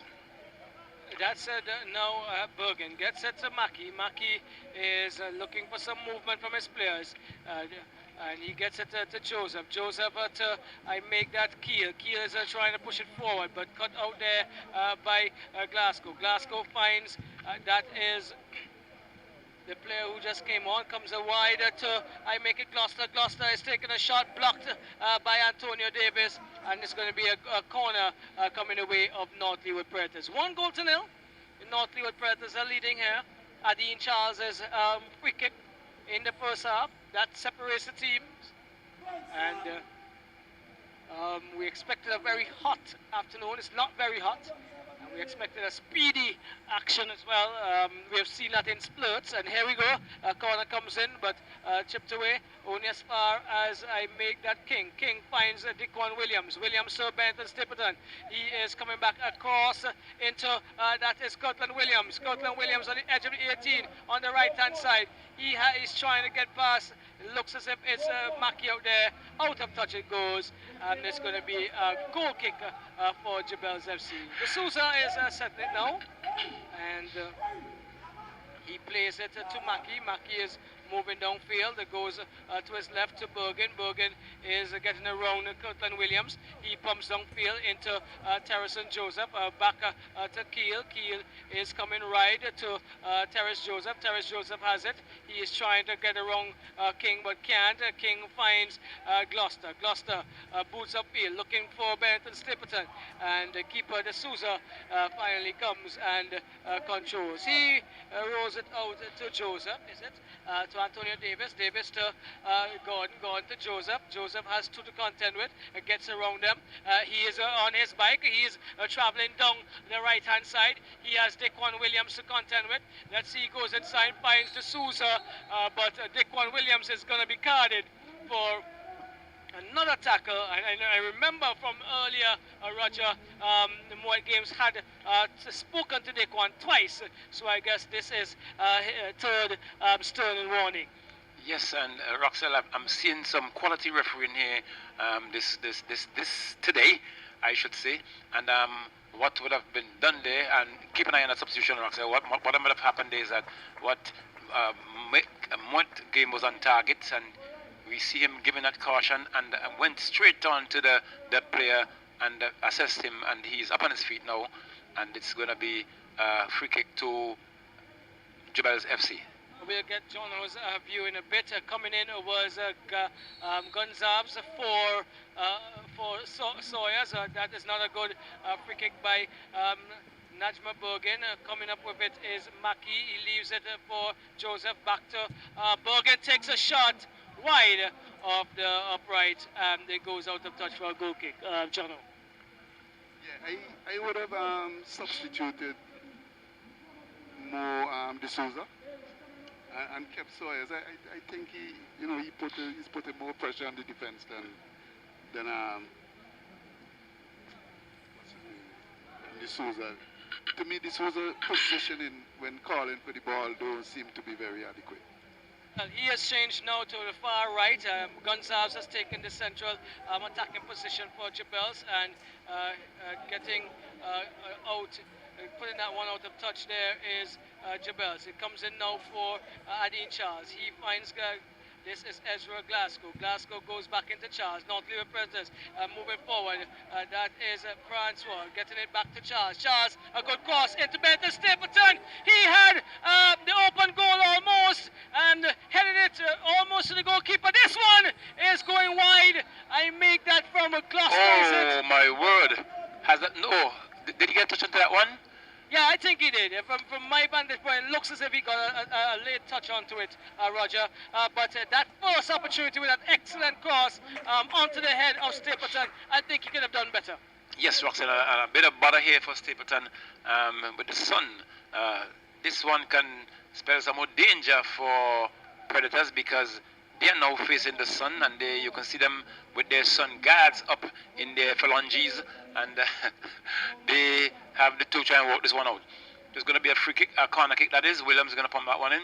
He pumps that one in a little bit wide to find his money, but that was too high for him, and it's now being pumped downfield, but only to as far as the defender there, but taken over there by, it looks like Sutton in the midfield for Jebels. He's trying to go forward. He has control over touching, but that and a ball being played through there, but unfortunately then nobody moved. No one moved. Well, they were both in offside positions, Roger. Okay. They both ran into offside positions, and so they really couldn't make no sense they would have challenged for that. Here it is, Small. He comes forward, finds Daquan Williams, comes out to the left and getting it to King. King to Williams, back to King. King back to Williams. Williams, this is Notley with good ball to Benetton Stapleton, is it? He goes wide, finds Gloucester. Gloucester is deep into the half of Jebels. Is he going to cross? He gets around, gets it to, I make that Benetton Stapleton on to Daquan Williams. He is losing out to Sutton. This is an opportunity for counter-attack. Is it? No, stopping it. It's the one, as usual. Charles, but it is now with Joseph. Joseph finds Joseph. It is Terrace Joseph moving down on the left. He is trying to get around Adine Charles, not getting around Adine Charles. Roger, look at the recovery from Charles. From where he was low, he lost it in the middle to come back into defense and take that one away. Getting it to Solomon. Solomon to Glasgow. Glasgow to Charles. Charles is giving it away, however. It's now with Sutton. I make it. But but Williams is doing some more work there. It falls now for Kiel. This is Jebels FC Kiel and Glasgow in a tussle. Kiel gets away from Glasgow, gets it to Terrace and Joseph. He gets Terrace Joseph in. He is deep on the left-hand side. He's crossing into Gonzalez, Roger. Gonzalez should have left that one to come across a little bit more and open up his body a little earlier. He tried to do two things at the same time, Jono, and eventually did none. Yeah, Roxel, it comes from awareness. Charles was not aware as to where he was. And as you said, he could have taken some more time and he could have gotten that one in the onion sack, as you would say. But decision in the game, not making the right decision. I also want to comment, you said that you see some quality referee, and I guess it's going with the quality outfit that they have on. Well, Shine it is, and Shine they have too. So it's not with Tian Gordon. He turns nicely, plays that one to fine. It looks like Sutton losing out to that one. It's back to Tian Gordon. He plays that one due to trying a bit too hard. He could have played that one to Joseph, and it's now with Predators trying to come forward. That one chipped in the air. Only as far as the number 3 defender there, who was under some pressure, but it's now played for the right. It has Bogan. Bogan is now trying to go down with that one. Looking to float that one too, but he plays that one to find. It looks like Joseph, who is not having a good game either. Not the Joseph of previous games, but it's now with Joseph. He's trying to send his man forward there, and Joseph hanging on. Joseph gets that one. He turns back. He's waiting for someone to play that through. And poor decisions there again. Not coming forward there, those players for Jebels. It's now with Sutton. Sutton holds on. Had to play that back as far as Tian Gordon. They now choose to be forced to bring that right back. And we see Borgen now trying to sink that one through. Only to as far as the keeper who collects. And is now about to pump. He kicks that one high and hard downfield. Number 3 for Jebels trying to get that one. It dropped. It fell in front of him. He's looking to control the turns, got past number 27 there for Predators. It's now with in the middle. Tian Gordon now is trying to take that one out. Plays that one forward to his right. Finds his right wing back. Looking for some support coming off now. It looks like Solomon. And a free kick being awarded there to Jebels. It's now with Tian Gordon. He's trying to send his man forward. He's now trying to go forward, running strong, but equal to the task. It's small, and it's a foul committed there, and it's going to be a free kick to not the Predators. And we see Roxel, as John was making the point a while ago about that player for Jebels in is it Gonzalez? There's Gonzalez, but it's small. Small has it for North River Predators. They are in the ascendancy here. They're leading 1-0, and they're looking as if they want to hold on to it. The Souza would have other ideas as he stole that one, gets it back to Gordon. Gordon goes across and finds Kiel. Kiel is looking to go forward to Gonzalez, not getting that through. The eyes of these needles are very small today, making sure that they get even smaller defensive players. But it's Joseph to Joseph. It looks like Terrace and Joseph. Terrace Joseph this time. He still has Solomon, gets around Solomon as he's done recently, and he gets it to Gonzalez, who is infringing Daquan Springer. Roger, I believe that Joseph now probably needs to make his way all the way into the 6-yard box to make use of what he's doing on that left side. Yes, and if he needs to take it a bit closer, because even Sutton there he was moving towards Joseph instead of finding himself in a position to receive a free ball, and as a result he was unable to capitalize on that movement. So we see going forward there now, Jebels, can he keep that one in? Yes, he does, and good work there. Can he get that one across? He gets it across, but only to as far as the keeper who collects, and is marshalling his forces and asks him to get out as he's attempting to pump that one upfield. So he does, but only to as far as Tian Gordon who controls. We see now the Jebels team now making some inroads into the defense there of Jebels. It's now into that not the Predators. The ball being played through there to Joseph. It comes across field now. Sutton again. Roxel not doing human service, and he should allow those balls. Gonsalves is not allowing these balls to come across. He is attacking them even before exactly. they get to Making the keeper. the angle smaller. And even closing his possibility in terms of a possible a positive angle for him to convert from. Yes. So go ahead, Roger. So it's now with Predators. They pump that one field to the keeper, headed away there, and the balls falls, and it's a bit of mix up here by both defenders for Jebel, but luckily for him, he wins that 1-2, and it's if he gives chase, it's going to be offside, and he has been adjudged offside. That's number, can't get that number because it's looks like Francois, but it's Gordon who has it now. They are trailing, they are looking for the equalizer, but the equalizer would not give them second spot. They need to win, and North Leeward Predators a win here could put the cats among the prisons as it stands. That's a new song, but guess what? It's Joseph trying to get it across. Falls for Francois over. Kirtland Williams picks up the pieces. He pumps upfield and gets it to Gloucester over on the left hand side here. He is shielding well and goes inside now. Back to Williams. Williams to King. This is North Leeward Predators. They're controlling the game here. Dickwan Williams. He gets it to Adine Charles, but taken away there by D'Souza. D'Souza to Joseph. This is Terrace and Joseph. Goes wide on the left to his brother, Terrace Joseph. He is getting across. That is Glasgow. Brings it inside again. D'Souza can't get the foot there. And there's a goal kick again. A little too late. Jono, you've been saying this, and I think you will concur with what Roger said. Jono, go ahead. Okay, well, I didn't hear Roger because, as you know, I don't have my headset, but I think he is always not advancing into the position that he's supposed to be early enough. And as a result, he had to fight for that ball. He should have been there before. Well, I also think that they need to put some more numbers forward, Roger, because when they're attacking there, you have what, 1 or 2 players, and then it's broken down. Yes, well said, well observed, Roxell, and it's now with, is it, I make that one Sutton, he's been fouled and dispossessed. There's going to be a free kick, and we see the flag went, the referee is now asking, is it, yes, to take it a little easy. So it's going to be a free kick to, is it Sutton for Jebels? Yes, it's supposed to be a Jebels. Is it a Jebels free kick? Yes, and we see Tian Gordon now going behind that, or line up behind that one.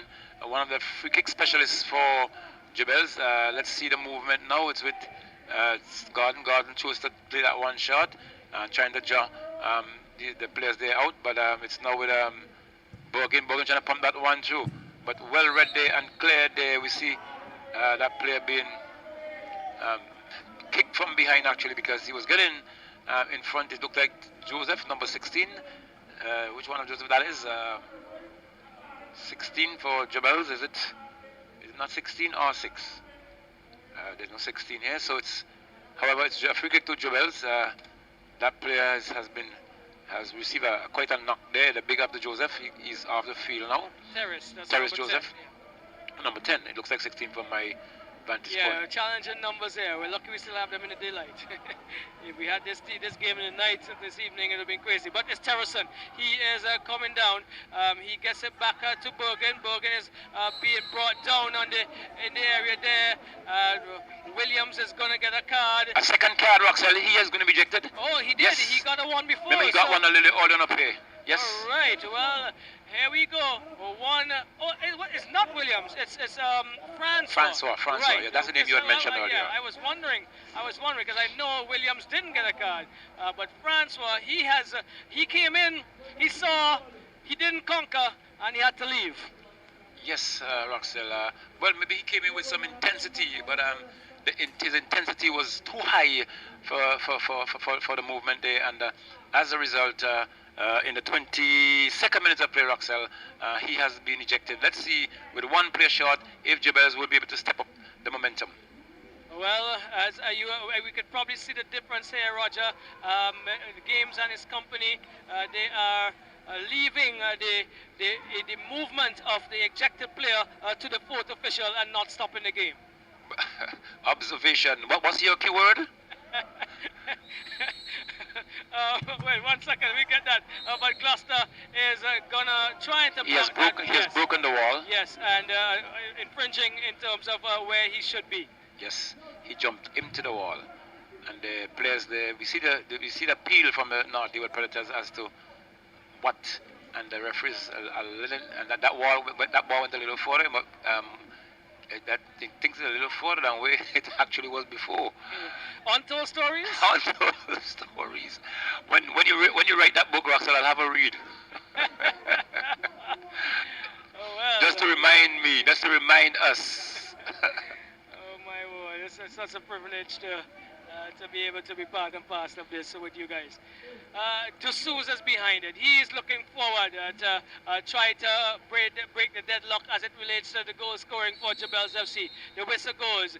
D'Souza goes down the middle and easily and comfortably taken by the national goalkeeper in Sikilon Maki. Small is down, and we could take some commercials at this time.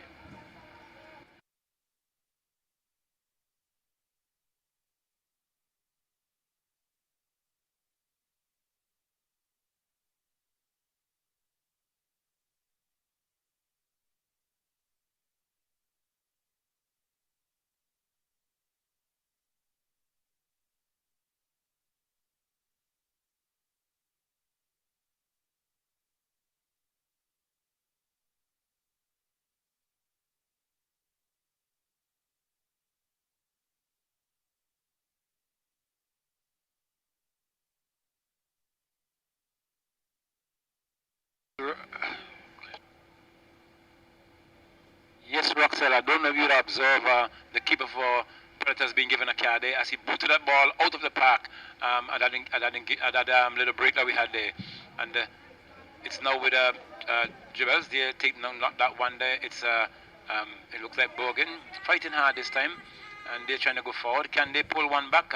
And it's into touch. It's going to be another throw in to Jebels. But that's about mid-pitch. Throw taken to find Joseph. Joseph being dispossessed. It's going to be another throw in there for Rung, and it's going to be another throw to Jebels, taken there to find number 3. It's now with Bergen. Bergen plays it back to number 3, and another physical contact there. But Bergen is off the field right now. It's now with Theon Gordon, who has resorted to playing more like a central defender now. Roxel is now trying to get that one through. Controls a bit of back flick there, but it didn't come through.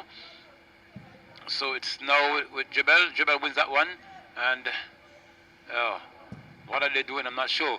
And coming through there now is a counter attack there for Predators. He tried to go across. Looking, he has room, but taken away there by Jebels, and there's another one there. It's a bit of ding-dong battle in the back here, but it's now cleared away there. About the danger, is Theon Gordon. Quite cool and calm and collective.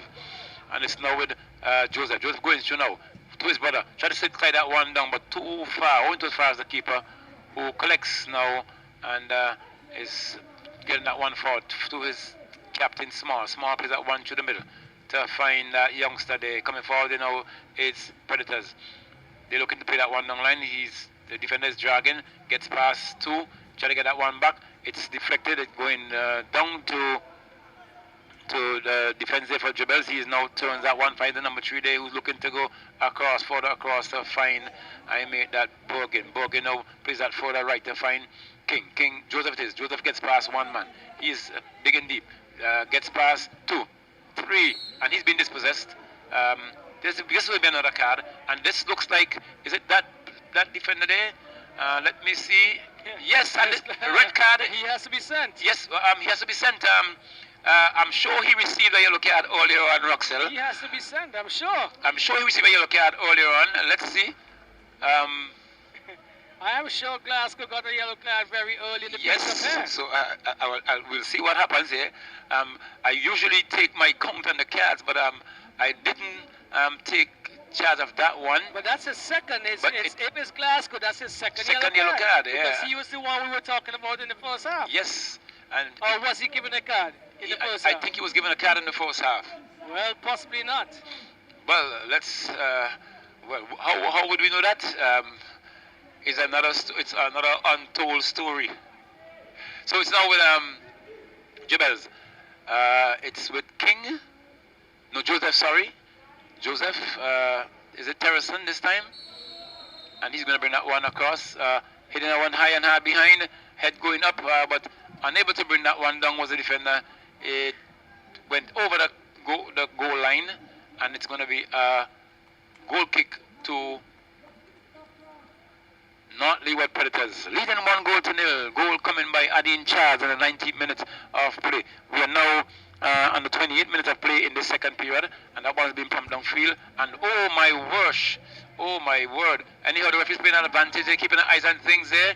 And they stay with Joseph. He's trying to go for a gets to his man. They gets it on across, but cleared away there by Small. And the referee is now blown. And that was a terrible bit of work there, Roxelle. We saw a player for Not the Predators getting under that defender, and he fell very hard on his back. And there's no two ways about that. That he had had a serious blow there. And we see the physio now making some work on that one. So we take some commercials now and come back.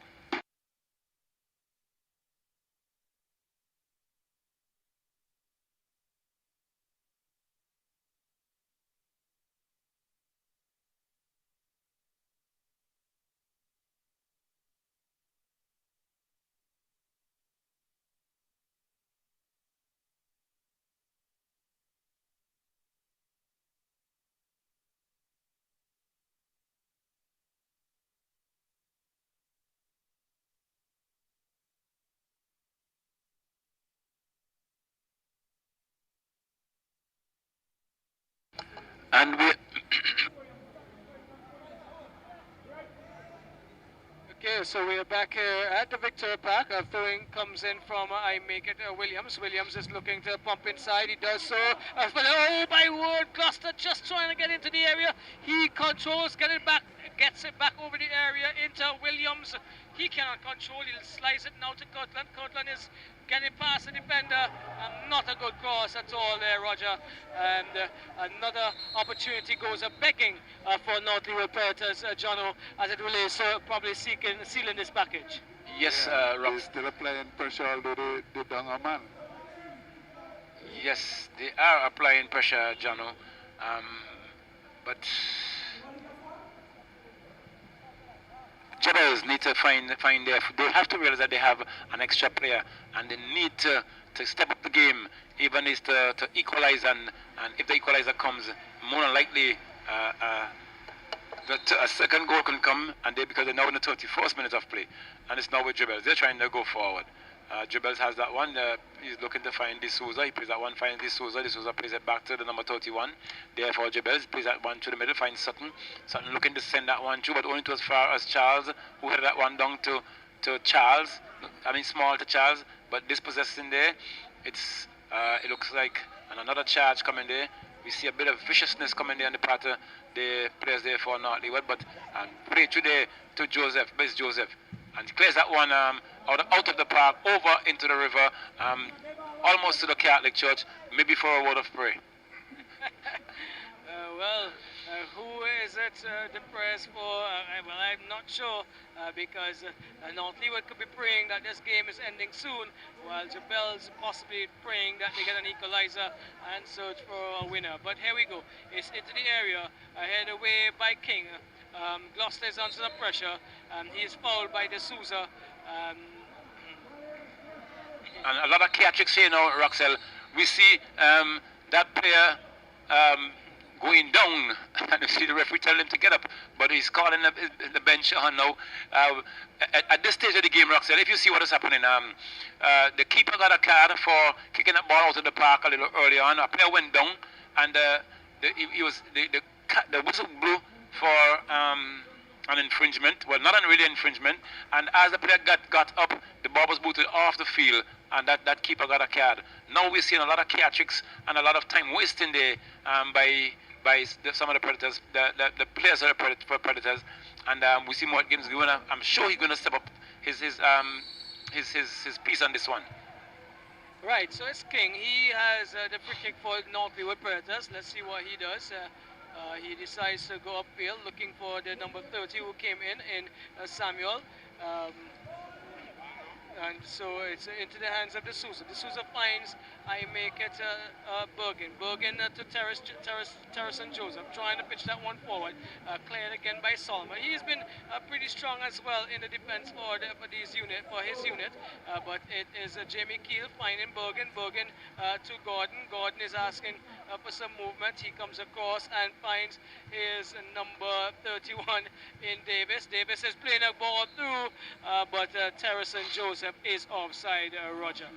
Yes, and searching for that goal, Jubel's FC players, but they need to know where they are and put themselves in better position as to make try to make some inroads into the half. And now control the CS. CS being he slipped and looking for a foul, but referee Games was on target with that one. We see this was now being fouled, being pushed, and it's going to be a free kick gain to Jubels this time. Having one man down, we see still applying some pressure there, and look at this Roxell, straight to the keeper. Doesn't make any sense. Jubels are really not into it this evening, Roxell. You can see that they're doing probably every and anything, and losing possession, and it's now going to be another throw-in and possibly another substitution to I think make it for not the Predators. And we see how much players coming out. Well, one on either side. Williams is coming out, Daquan Williams, and I missed the number that there, but I know Gonsalves is coming in. Well, not Gonsalves. James is coming in for Jubels, and Sutton has been substituted. So here we go. It is now with I make it Bergen trying to get that to James. His first touch is not the best, but he cleans it up now and trying to get over down to Bergen. It falls here now for Keel, but out of touch it goes, and it's going to be a throw-in for North Leeward Predators. Predators leading 1-0. With 10 minutes to go. With 10 minutes to go and 10 men. 10 men Predators. They are now trying to defend this, attack that is. As that one is again put out of touch by the Jubels FC unit. We have Charles, he's leaving it now for Glasgow. Glasgow goes inside and find that the gentleman who just came in, and there is an infringement against I make it James, and so it comes the way of North Leeward Predators, deep, very deep on the right hand side into the half of Jubels FC. This is Williams. He has been doing really good service, and he's going to try to bring this one across. Here we go, Kirtland Williams behind it, and here we go. He is now bringing it across. Good call in the area. Missing the head there was Daryl Samuel. That again was another opportunity for them to seal the AC Roger with the time elapsing and going and begging that opportunity. Coming down is Mackey for Jubels FC. Let's see what he does. He comes into Terrace Joseph. Joseph back to Anthony Davis. Davis looking for Terrace and Joseph. Again, small is coming up big. He heads away. Gordon trying to get it the best there. It falls now for I make it. That is Charles, but D'Souza comes big and he collects. Davis has it. He leaves it for Terrace Joseph. He is looking for movement. This has been lacking from the team in Great today. He gets it to Terrace and Joseph. He plays it through, looking for D'Souza. Not a good ball again. Falls now for Gordon. Gordon turns inside. Gets it to Mackey. Mackey goes wide to James, who just came in. James is finding Bergen, who is playing a little bit more advanced now. He is going down on the left. Is he going to get onto this one? He is in a tussle with I make it Solomon. Solomon wins the battle, puts it out of touch, and throw-in coming the way of Jubels FC. James takes it into Bergen. He brings it across, finds Joseph. Joseph does not control well on his first attempt. That's Terrace and Joseph. He is getting it into Keel. Keel to I make it Gonsalves. Gonsalves is losing it, and it's now with Mackey. Mackey to Gordon. Gordon is looking. Gordon is coming to his right. He finds Terrace Joseph. Terrace Joseph is going to go down the wing. Is he trying to get past Gloucester? Gloucester comes in with a very good and strong tackle, but it's going to be a throw-in deep in the half of North Leeward Predators for Jubels FC unit. Anthony Davis has it. He goes into that's Terrace Joseph. He turns inside, but his course is not the best. Headed away by that gentleman. It now falls for Daryl Samuel. He stood up. He still has it. He is trying to find Williams. He does so, but the Gordon is dispossessing. Getting it to Mackey. Mackey to Davis. Davis to Gordon. Gordon to that is Keel. Keel is chipping it through. Doesn't know. Glasgow again comes up. This is now with Gordon still. Gordon goes wide to the left. Finds Bergen. Bergen has one to contend with. He gets around him. He is trying to get past Daryl. That's Adine Charles. And Roger, another opportunity with about, what, 5 to 6 minutes left? Yes, 7 minutes. 7 minutes and one free kick. It's taken. James comes across, brings it far. So he had to do some work there. Was Mackey to Joseph. Joseph to Joseph. But again, over the crossbar. Nothing on target. Nothing working for Jebels this afternoon. Yes, Roxel, and we see a good move there on the part of Jebel's team, but as you said, nothing is working for them. I think they're a bit lethargic, even though you see some movements from time to time. But the two Joseph brothers, that's not what I'm accustomed to see with them. They were more flary in times previous games, but it's now with Predators trying to come forward, but only as far as God. As God, Joseph Chet got one more two, but small again, equal to the task. It's now with it's just Jebel's win that throw-in the process. Go on, Roxel. Well, we'll probably have to find out if there was a party up in those areas in Georgetown and that kind of stuff yesterday, because the lethargic surface that we're seeing here is not the norm. But here we go. Terrace Joseph, he takes it back to Antonio Davis. Davis goes across into the center, finds I make it Keel. He does not control, but it falls back for him. He is coming back to Terrace Joseph. Joseph is not controlling well. Get to the bubble, but continues to move forward. This one to Gonzalez, who threw his head, body and soul, but they go coming back inside. There was Najima Bergen, only into the hands of Mackey. Is this going to be the last 5 minutes of an entourage on the goal area here by Jebels FC? James heads down to Keel. He turns well, and he has been pinched by that number 12. Let's see who is number 12, Roger. I have Gavin Brown. So that's the gentleman who came in. Right? It's now with Bergen, who has been infringed again here by the number 34, Roger, and stopped in his tracks. James is leaving it. He touches it to I make it Bergen. Bergen is going down on the left. Bergen is trying to be strong. He gets past that defender. Still in a tussle there. But it falls for Adi Charles, who goes wide and finds Brown. Brown is looking to come forward here for North Leeward from the outside of the boot, but gets it only to Mackey. Mackey heads to Keel. Keel to Joseph, then to James, and put out of touch there by Brown. James is going to take it through. You can see a little bit more urgency here by Jebels, but is it a little bit too late? Here now is I make it Mackey. Mackey controls. He is looking for some movement, comes inside and finds his last central defender in Gordon. Gordon to Davis. Antonio Davis. He plays it now to that is Terrace Joseph. Terrace Joseph goes back to Gordon. Gordon is looking to come inside. He is chipping the pass in that one, but coming up there is King, cutting it out. And there's a foul by Williams on Gordon, and it's going to be a free kick again to Jebels FC, Roger. Yes, and in the 42nd minute of play, we see a quick one taken here by Jebel. They're trying to go forward. Last moment. Can they bring an equalizer? It's have to be seen. Is it going forward there? Slip that one to find, but he still has it. It's now with a block coming there. It's still living dangerously there.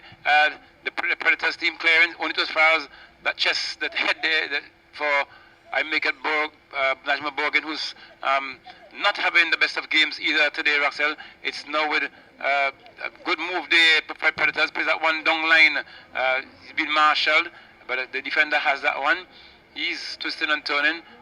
Doesn't have full control yet. Kicks that one downfield. Only over to the line, over as far as the goal, the touch line, and it into touch for a throw into Predators. Not much urgency on the part of the Predators team. We see the players them not wanting to have the ball, and the referees getting them now to get to the ball and have the game going, because you could definitely see there's some time wasting here on the part of Predators. But they now have it. It's now with Colin Williams, who tries to move down line. He still has some control. We see with Charles. Charles plays that one to find that player. He still has control. He gets the wrong Gordon, trying to come forward, looking to bring that one forward across, and being dispossessed there. It's now they got that one out. It's Jebel. They're not trying to go forward. He's trying to push that one, but only to as far as the defender, but a handball calling against that number 19 player there for Jebel.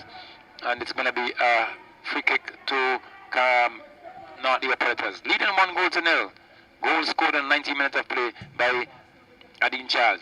Only as far as the defense, but a poor heading there by the defender. Not being played through now. It's one away by the number 3 for Jebels. He's trying to get that one to Joseph. Joseph controls. Looking to send somebody forward. D'Souza has been offside position, both of them, and he has to be called offside. And even though they are looking at Roxell for that equalizer, or for that goal, they are really not anticipative at all. Getting themselves, obviously, Moet looking at his watch, he has 41 minutes. He has signaled to the bench how much time is left, and that one is going to be falling there, but the keeper takes it up, goes out quite quickly. He's now trying to move forward, more like a last minute attempt on the part there. Joseph plays that one only as far as that player there who came in, and it's going to be showing to make that one Jubels. And we see a player down, he's off the field, though, but a substitution coming in at the moment. We see, is it Terrace Joseph going out? Roxy, one of Joseph has left. Yes, he is limping as well as Terrason. Yes. So here we go. It's James getting it to Mackie. Mackie comes across and finds Antonio Davis. Davis is looking to go forward. He is chipping this one forward, trying to beat Gloucester. Terrace Joseph gets it. He goes into the box. He crosses again, too close to goalkeeper Mackie, who has probably been the man of the match. I make it for North Leeward Predators. He is getting it to Gloucester. Gloucester to King. King to Charles. Charles back to Gloucester. North Leeward Predators. They are leading 1-0. They are looking to make sure that as it stands, Jebels does not get the second spot this afternoon. It's James. James is looking to make sure that they do not lose. He gets it to D'Souza. D'Souza chips it forward to Gonzalez, who is in an outside position. And Roger, since the resumption, I was saying D'Souza is the luckiest man on the football field for Jebels. I don't think he's getting that luck today. Not at all. And that player who came in there for Jebels, he has been called offside too many times. So it's a free kick. It's now with, headed over there by Jebels. It's now with Charles. Charles tried to find Williams, playing over there, number 3 player there for Jebels. That ball is hanging in the air there. It's been controlled, but taken over there. I make that Williams, but it's as far as the number 34 player for Jebels. You sing that one to find Joseph. Joseph has control, plays that one back to find that gentleman who just came in. But the tussle is on. It's now with Joseph still. Can he get that one? Can he make this the last attempt for he plays that one and being dispossessed. Advantage being played there. Gets that one further across, but too wide, and heading back there is a defender for Jebels. For Predators, he's been marshalled there by Tian Gordon, but it's now with being pumped downfield and into touch. It's going to be throwing to Jebels FC. Leading 1-0 at this moment is North Leeward Predators. Goal coming in the 19th minute, and this could be the last moment Roxell for the Jebels. Let's see what they can make of this one. Played downfield, but when it was far as the defender there, it's now with number 34. He turns outside, plays that one across to find Joseph. Joseph controls, getting past one. He's going to make his final approach there. He's going down, got past one man, gets across. Can he get that one? It comes in, but only as far as the keeper. Well, deflects and went into touch. It's going to be a corner I made the Jebels. Can they pull this one back, Roxell, on the final penultimate moment of the game? Well, it's D'Souza. He is going to try to do that. Gets a corner in, headed away by Gloucester. Only as far as Davis. Davis pumps inside, takes it taken up by Williams. That's the end of the game. Jebels FC will have to settle for third position this year, Roger, as it stands based on the point standings. North Leeward Predators would have gone up to 40 points if my math serves me right, and they would possibly take position 4. And so, 1-0 North Leeward Predators. They have stopped the Green Machine this afternoon, and there is where we end match 1 on our final day of Premiership Football 2019-2020.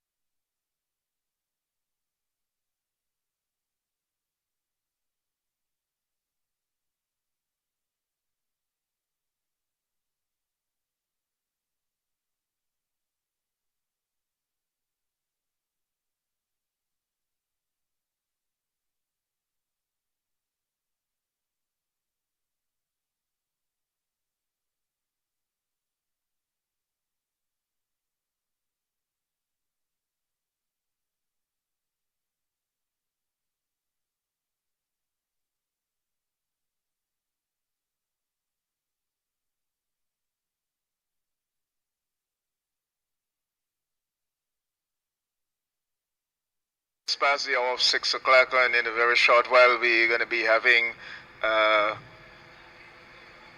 match number 2, the final match of the Premier Division 2019-2020 St. Vincent Football Federation Premier Division Club Championships, and the title holders, Hope, they're taking on best score passers in the final match here at the Victoria Park. And there goes the whistle by referee Barker, it looks like, Roger.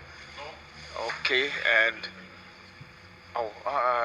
that was, I think, something in his name. Yes, Lewis. Yes, Lewis, right. Lewis is in red top. The officials are in red top at this moment, and it's Hope in blue and Besco in white. So the lights are on, and I'm sure Hope they will bounce back from, well, they will try to bounce back from the loss they suffered in Wednesday's fixture, was it? Yeah, somebody about this. They suffered their loss after they were crowned champions, and then in the penultimate match. Yes. So opening moments right now, we have the Besco team defending the goal right under our commentary position, and Hope, the goal away from us. We see a wall being set there, and number 11 seemed to be lining up for that free kick for the Besco team. We made that Robinson, and the kick being taken, but a wayward one indeed. Actually, it wasn't Robinson who eventually took that one. It looks like it was the number 21 who eventually took that kick, but they hit it high and wide, and it went for a goal kick to the Hope team. Here's the kickoff field by the custodian for Hope, and the ball comes down the left flank here for them, still in contention, Hope FC. It looks like Richards comes across it, sends it around, finding Coffee with it, still being challenged, loses possession, and taken away there by the Besco team momentarily. Back to Coffee for Hope. Hope, they send it back down into their defense, and keeping it just below the center circle there, about the halfway line now. We have Besco winning this one back, as Hamlet seems like sends it to the right back position, and it's been played forward here and cleared there by the Besco team. So 0-0 thus far in the opening moments here at the Victoria Park, the final game of the 2019-2020 season. We have Roger. Yes, and it's the final game, as was just said. Making some observations. Justin, I'm looking at the Hope bench, but I'm seeing an empty bench there. So it would appear as if the Besco team just barely have their 11 in this encounter, and we're not seeing the likes of Reginald Richardson and Darren Hamlet. So I'm not sure the reasons for not being here. Well, this is the final match, so they're probably just exposing the youngsters or those not too regular players into a battle. But it's now with Hope. They're trying to come forward. It's been played in the middle. It's taken over there by, I think it's Douglas. It comes that one through to find Coffee, but Coffee was unable to control that one. It's been taken over there by number 19 for Besco Pashas. He pumps that one. A lovely pump that is. Indeed, he got that one across. Can he keep it in? Yes, he does. He's now trying to go forward. That number, it looks like 7. He turns back. And it's been put into touch by that player for Hope, the right wing back, left wing back that is. It's going to be a throw into Besco Pastures. 4 minutes into this encounter, the final one for the season, we see coming forward there now is that player for Hope. He comes inside, number 5. He finds his man in the middle there, who pumps that one to find him, who flag stays down, and a shot coming in, good block there. And the pattern number 23 player there for Besco Pashas, and it's being bowled out. Number 5 has that one. He's trying to play that one to Good body action there. Number 7 Hazard. Does he have the pace to go forward to get past those 3 players? Well, he holds it back. He's looking for some support. He's been asked to play it back. He does. Finds number 3. He plays that one, got past one player, slip to the back of that defender there, but he's slipping and taken over by Douglas for Hope International. They're now coming forward. In the middle, it looks like that ball being played through again there. This player coming down here can't get his number. He's back to me. And it's been cleared there again by Jebel. Not Jebel this time. Jebel's have already left the scene. Besco Pashas and a pull-in coming there on the part of not Brad Richards, but okay. No card as yet. So we're just going and what we see, the players who we know. So you don't only hear from us here numbers, and the players that you would hear us speak of is the players who we can identify ourselves with as known players to us. So it's coming forward there. It's players that want to forward to find Valdo Anderson. But a foul being called there and an advantage being given there to Hope International. So that ball going to be played. That ball almost kicked, but it came up maybe about 6 yards from the touchline, and an advantage is now being called back. So it's going to be a free kick to Hope just about mid-pitch. He plays that one to find his right man back, looking to go further line to Wendell Coffey. He's turns into a player there for Besco Pashas, and the Besco Pashas have won throwing, that is. So 6 minutes into the second period of play, Besco Pashas coming up against Hope FC, who are already leaders in this competition, according to what we know. So it's going to be taken over there by Hope. They're now trying to come forward. He looking for someone to play that through. He's taking it on. Finds his man there, but he's been challenged. And winning that free kick, winning that ball is the player for Besco Pasha. But turning number 7 straight into Douglas. He has been maybe struck somewhere around the face, and we see the referee now calling. And there seem to be some. Is there any bleeding? No. The referee is now asking him of his condition if he can make it in Chandler. So it's going to be a drop ball. Hope had it, so I guess he's going to just drop it back to giving Hope back their play.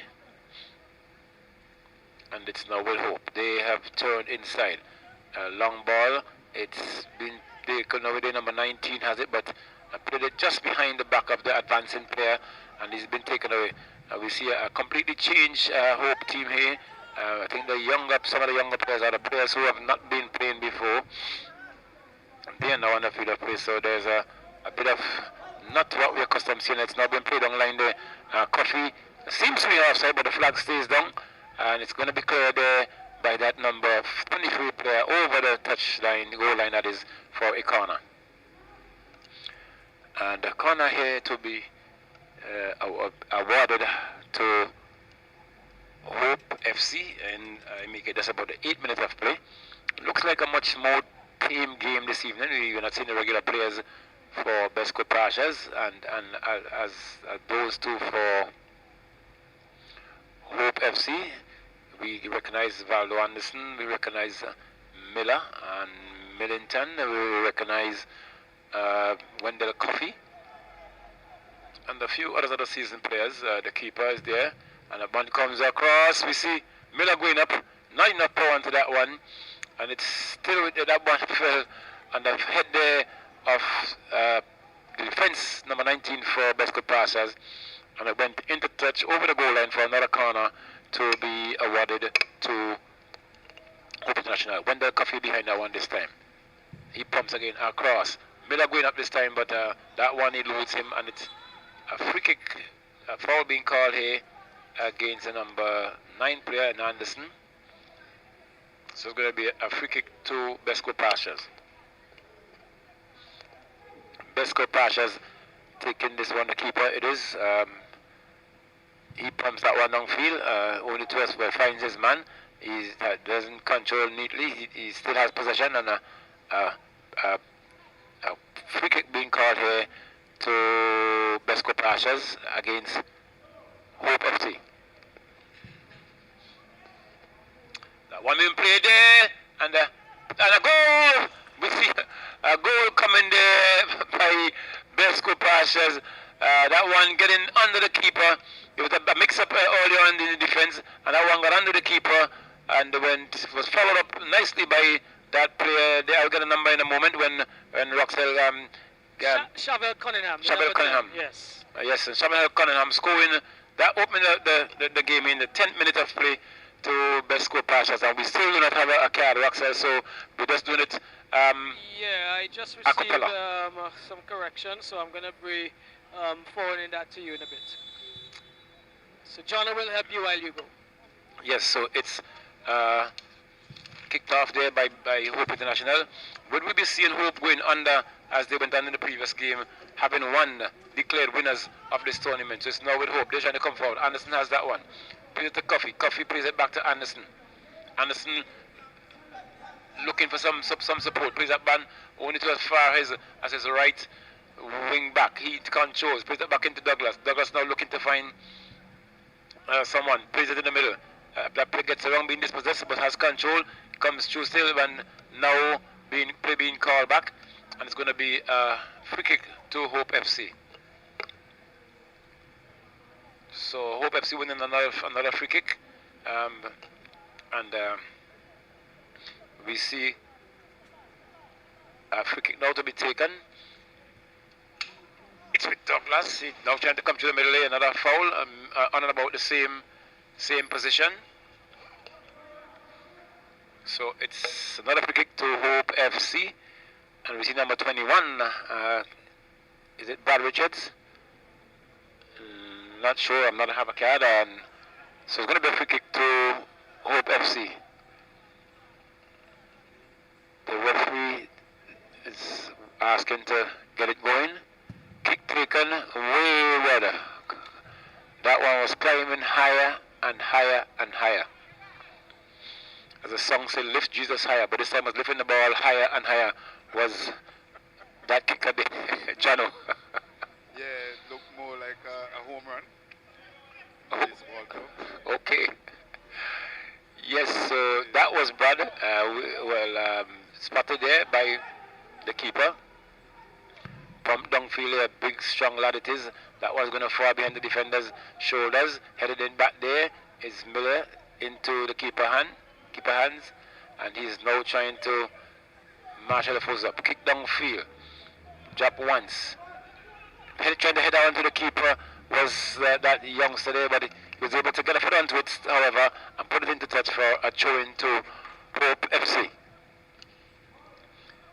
1-0 is with Douglas. Douglas being marshal there. We see some bit of sprightly players there now for Besco Pashas. Putting a bit of pressure on here now. Looking to follow, and they're following up a good ball there. Miller again trying to do what he did in the previous games, and going forward, Besco Pashas, but losing that one out there now to Douglas, who's now trying to bring that one forward. We see Douglas turn inside, find his man. He's being dispossessed, and a free kick being called against that player for Hope FC. He's down, and the referee is now walking towards that player, and he's assessing.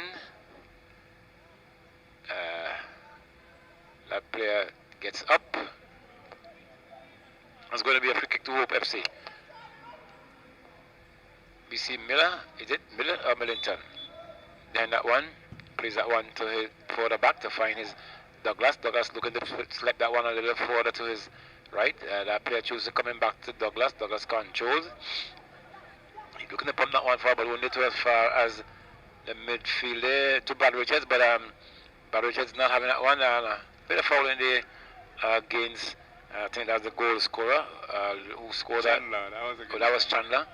Against Chandler, so it's going to be a free kick to Hope FC. Douglas trying to, well, he plays that one back to find, I think it's Millington. Millington plays that one further to his right, finds, it looks like the skipper, but Brad Richards. Was a free kick call against Besco Pass. I hope FC is going to be a free kick there, just about mid-pitch to Besco Pass. Number 19 has it. Finds his man. Plays that one back. It's been played further back. Number 29, it looks like has it. He's looking for some support. Plays that one through, but owing to his foul, finds his man. Taken down there by Brad Richards, but to Douglas. Douglas plays that one to number 13, who's looking to get that one forward, but owing to his foul, number 7 for Besco Pass, who's playing that one over. And it's going to be number 27 for Pope has it. He pumps it downfield. Owing to his foul, number 19, who takes that one down nicely. Just about mid-pitch. He's looking to send that one through, but robbed over there by that player for Hope. Hope tried to find Barlow Anderson, but it's dispossessed. It's now with Brad Richards. Brad Richards looking to send that one further to find Wendy Coffee it is, but dispossessed. And Besco Passes looks a much brighter team, but aimless kicking there by this on the part of the defender. Now Brad Richards pumping that one forward, finds number 13, sends his man further forward. Quick feet it is. Gets that one over the top there. But clearing over there, number 19 for Besco Passes. We see another header coming on there. Only to spot number 17, but that player turns in a shot and goal, very rash, and it spins off and it goes into touch for a throw-in to Besco Passes. Leading 1-0 and I make it a 10 minutes of play, and we're now in the 15th minute in this first period of play. Jano. Yeah, he never got around that ball. He just swung at it in a hurry, and the ball actually went square. Nowhere near to the goal. So Pastures taking a throw in on their left side. Ball is in, it's still with Pastures. Control, played back. Still with Pastures. Out the touch again. Pastures is going to throw it in again. I don't know the names. It's thrown in with Pastures. Taken away now by Hope. Hope on the attack. Still. Out of touch by number 7, I think it's Chandler again, is it? No, Chandler, I think. Yeah, Chandler is up. And the Coffee going to come forward there. Robbed over there. Valance has that one, trying to get that one to number 10. Put that one to bring back to Coffee. Coffee's going to get that one further in, but there are two players chasing it. One can I keep it in? Yes, he does. Puts it back one, lose it out, and it went into touch. It's going to be a corner kick to Besco Pashes. To Hope FC. 1-0, and a quick one taken there. No, it's been spotted. And Anderson, no, number 5 leaves that one to. It looks like is it Coffee? No, maybe Brad Richards. Can't see the numbers. Kick comes in, head going up and headed there, but and came off the crossbar. But the referee says it's a foul against one of the players there for Hope FC. So it's going to be a free kick to Besco Pashes. Leading 1-0 in the 17th minute, and we see a gentleman there pointing, gets a boot onto it. It's spinning and it dropped back, but it went into touch. We see a player for trying to chase that one for Hope FC. So it's now the Besco Passes taking that throw taken. A bit of shielding going on there. Player has that. He kicks it one inside. It's going to fall on the head of Miller, and losing that one out again. That's number 21 in Brad Richards, but it's now with Brady trying to come forward. Finds, it looks like a Coffee. No, not Coffee this time, but it finds the left wing back. He pumps that one through to find his man. His flag stays down. He's now coming forward. What can he do with this one? He's looking to go inside. He does. He's been challenged by 2. Got past one by third one. Been marshaled off, and it went into touch. It's going to be another goal kick there for Besco Pashes, leading 1-0. And ball being spotted again. It's going to be struck now, but a wayward kick there by that young man, number 23. Looks quite strongly built. Maybe the real oil and not the blue food in this one. And they went into touch for a trying to Hope. Taken, it's now with Hope. Plays it back to find Douglas and the central defense. He's looking to go forward to his right. He pumps that one to find his midfielder dispossessed, and the referee is is awarding a free kick. Hope comes at one far right to find his man, finds Coffee. Coffee, a nice one today, back to Coffee. Coffee is shielding, turns nicely. Looking to get that one across, he's been fouled in the process, and he's going to run a free kick to Besco, to Hope FC, deep into the Besco Pasha's half. So it's now with Besco Pashas. No, Hope FC having a free kick, and we see the referee coming across to have a word with, well, actually to signal the distance. And I know sometimes the assistant, because the referee had to run from more or less the far end of where he should be positioning to come over to make that distance. The assistant could assist him in that one. And it's now going to be a free kick to Besco Pasha, to Hope FC, sorry. Kick comes across, high and head up, deflected there. A bit of, and we see another foul call against Hope FC. And the players are asking, what is this? What is it? Because the players now going, is this time wasting? Because the player, the referee before foul in here, number 9, number 10 player it is, hugged the ball and almost took it outside the edge of the box to throw it back. He has to be careful, the referee has to be more vigilant. Yeah, of course. You have to be more cautious. To be like, because eventually the game is going to get out of hand. Yeah, and it's going to make him look awkward. Yes. So he has to stamp in authority. That's what you're out there for. You are in charge and you have to stamp authority. So it's now with Hope. They're trying to come forward. Aimless ball there. And it's now with look at Coffee, who takes a shot. Going to as far as the keeper, who picks up. But that was bad Richards actually. 21 bad Richards. And one being pumped downfield. Going to as far as, and we see some choking going on there. And this is not the Hope that we actually know. Pando Anderson giving a chase to that one. He has control. Plays that one back to find Coffee. Coffee trying to get that one across. Headed there by that. I get that. Actually, Brad's younger brother. Bishon. Okay, Bishon. Number 30, is it? Yeah, number 30. Yes, number 30. Bishon Richards. Yes. So it's going to be a goal kick to Besco Pashas, leading 1-0 in the 22nd minute of play. Number 23 for Besco Pashas. I have the number, yes, number 23 in Hines. Hines pumps that one downfield. It's now Besco Pasha has that one. He's trying to go forward. Puts that one through. Going to as far as the defender who is shielding very stoutly, and it goes into touch over the goal line for a goal kick to Hope FC. That one being pulled across, and it's now going to be pumped downfield. Going to as far as the defender number 19 there for Besco Pashas in Oden. It's now with, looks like Barry Richards gets that one further to his right, to his left, sorry. Controls coming forward now is Hope. Hope plays that one, he fakes and being touched there, and it into touch is going to be a throw-in, and it's going to be a throw-in to Hope International. Throw quickly taken. That player gets that one across, but the keeper has to save and get in a good hands on it, put it into touch over the goal line for another corner kick to be awarded to Hope FC. 23 minutes gone in this one. Let's see. It's going to come across as Wendell Coffee, former national player.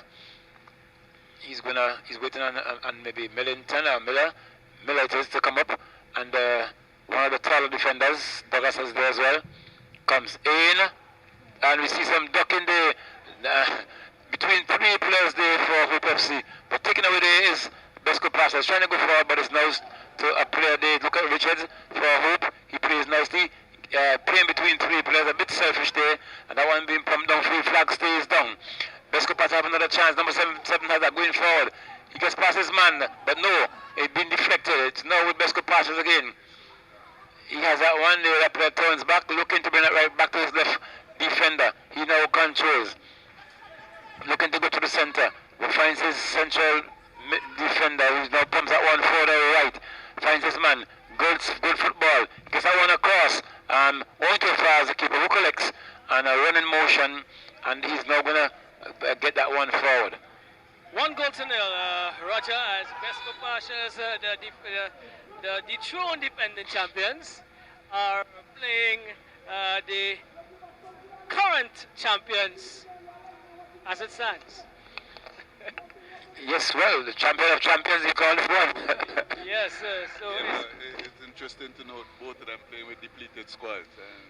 yeah, well, quite depleted are the Besco Pashas. I don't think they have an individual to substitute, while on the bench for, I make it the current champions or the newly crowned champions, Hope International. I'm thinking from my vantage point, there were two players across there, and we wanna come just complete one of the ideas we were given before. As it stands, Hope International would have won the group or won the division, the Premier Division. System 3 would be second. North Leeward Predators will be third on a better goal difference over Jebels FC. So let's clarify that based on the standings that were given. As it stands, it would be Hope International, System 3, North Leeward Predators, and Jebel FC. Here's a free kick coming the way of Besco, Cunningham into the wall. There's an argument for Rafik Francis, drives over the wall, over the crossbar, and it seems as if it's always almost down to that place where you lime on evenings, Roger. The bikers, it's gone for a ride. Yes, the bikers area there, Roger. I've seen you there a few times. I never saw you on a bike though, but here we go. Yeah, whenever you see me, there's going to a funeral. I take it. So it's now with Besco with Hope International. Look, searching for their first goal, Roxel. They have not found their footing into this game as yet. Still scrambling as we saw them in the previous game where they lost to what team it was again? SB United. SB United. Yeah, and this happens when you let your guard down, so to speak. Because today we see them starting a stronger unit than they did in their previous on their previous match. But when you let your guard down, it is very difficult to start back from where you left off. A lose is a lose, and it has all sorts of effects on you, Roger. Yes, that's what it is. You lose. Yep. All right, so it's Butte. Chandler is taking it away. He is looking to go inside. He cuts back. He is going across to find Cunningham. This is, I make it Shavel Cunningham. He is being bundled over with by Douglas. And another free kick coming the way of Besco Pashas as the referee, the official in the middle, he is asking for calm. Brad Richards is standing over it to make sure the ball is not moved any further from where the infringement took place. Yes, Brad Richards and his brother there. I will get you that Bishon Richards, yes. But who is behind it? We have the number 19 for Besco Pashas, Java Odein, and we like to make sure he cleans up his comments on the Facebook page. And that's a note to him, as well as Hosni Chandler, but it's Odein. He is here taking this one and just wide of the upright and living to fight another day, using your terms there, Roger, the Hope International unit. And if you give me the score again, Roxel? The scorer was Shavel Cunningham, the number 10. So it's 1 goal to nil. Besco Pashas leading the current champions. Is now with Raleigh Gratcher. He is moving up on the right and he is looking to move forward. This he does. As he go all the way, the C is going all the way. It's still Raleigh Gratcher. Bricks is inside. Looking for the number 13 who scored on himself, Roger. Oh my word. That was an opportunity that was on the platter. He didn't know which leg to use and eventually used none, according to my Roxel, what he actually did was to kick the ball from his left foot to his right foot and still taking it outside the upright. Well, wow, that one was a mess, to be honest. It was served in a platter because Bratcher did excellently to rip up that right wing and brought across that anyone would want on a platter, and he just turned the platter over. Roger didn't want what was served. Yes, Roxel, he's just continuing on the vein that he had in the last game as in Richard. Is it Richards or Thomas? Number 13, Thomas, yeah. He's just continuing on that platform that he left in the last game. He made a lot of heavy runs, got in position, but just wasn't able to get it between the upright. I am sure my grandfather would have scored. Okay, so it's now with coming forward there is Hope. Well, they chose to go back actually. Coming forward there now is Richard trying to find Valo Anderson, who did not read that one, and the player there was looking to play that in front over the defense for Anderson, but it only fell in front of him, behind of him actually, and it's now with Hope. With best pass. They're trying to go forward. Wrapped over there. It looks like it's coming forward there, but being robbed there is Coffee, and it's now with Besco Pastures. Playing a much better game than we saw in the previous outing, and the that player has that one, he holds on to it, but maybe doing too much, a bit of fancy footwork there. Finds his left wing back number 19 now, who turns inside looking to get a one, pumps it forward to find his man, but cleared there. Being robbed away again, being blocked, and the keeper had to come, but Douglas equal to the task, putting that one a bit further across, has it. Trying to win that show there, but a bit of pulling there. Referee is very far from that one, but they're coming to the pumped over there now by Van Anderson. Has to go all the way back and get that one. Now he's coming forward there. He's being robbed, and a free kick call against the player there for Besco Pasha.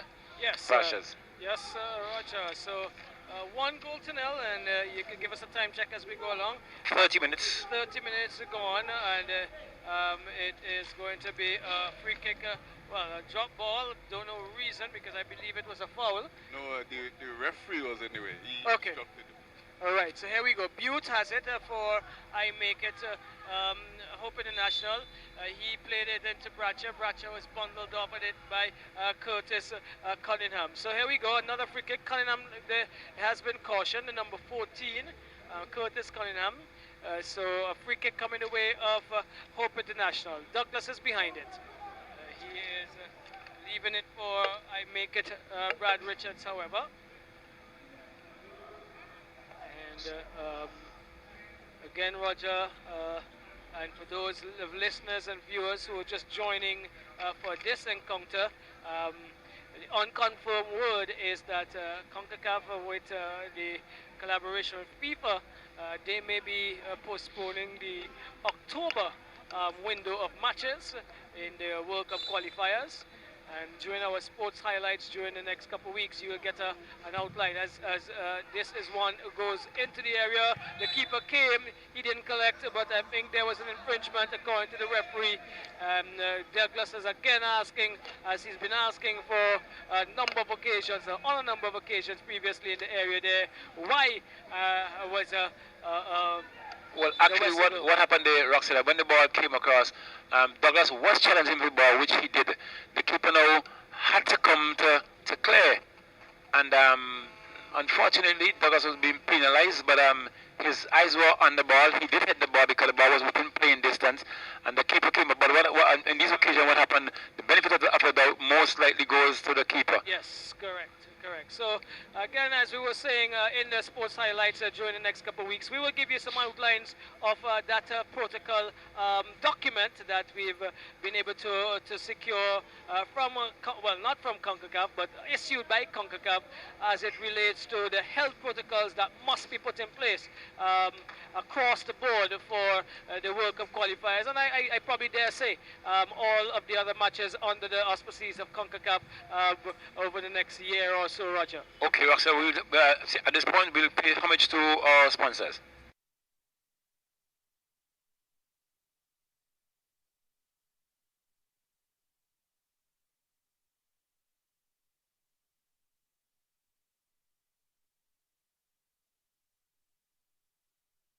Having a bit of difficulty in getting things. So John, are your impressions on the game thus far?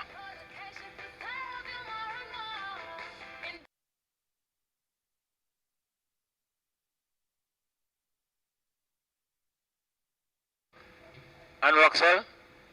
Okay, they're not there with us. So Justin, you can go ahead with the commercials.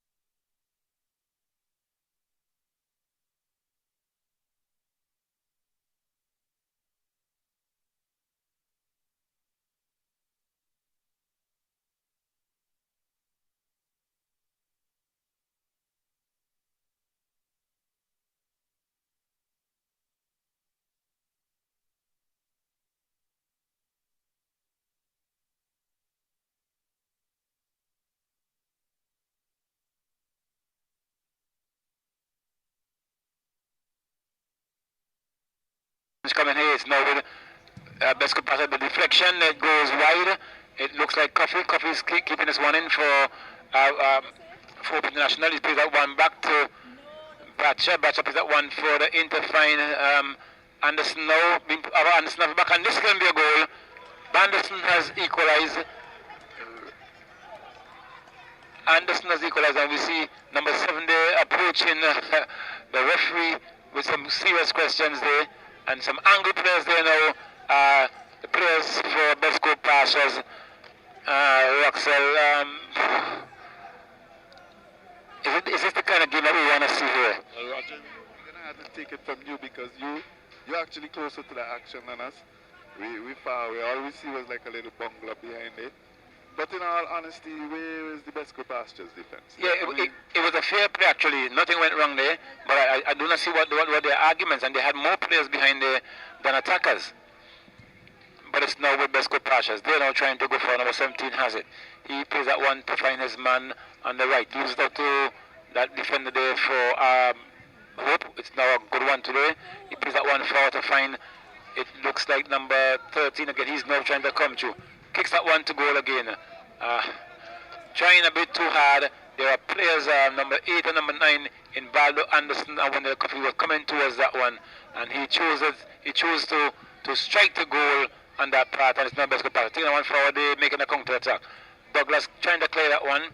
Only it was fouled one of his players. It came back in the defense there for Hope International and being put into touch for a throw into Besco Pastures. Feeling the pressure here now is Hope International. In the 36 minutes of play, they are down by 1-0. A cross comes in, headed away there. Douglas, the keeper, didn't call.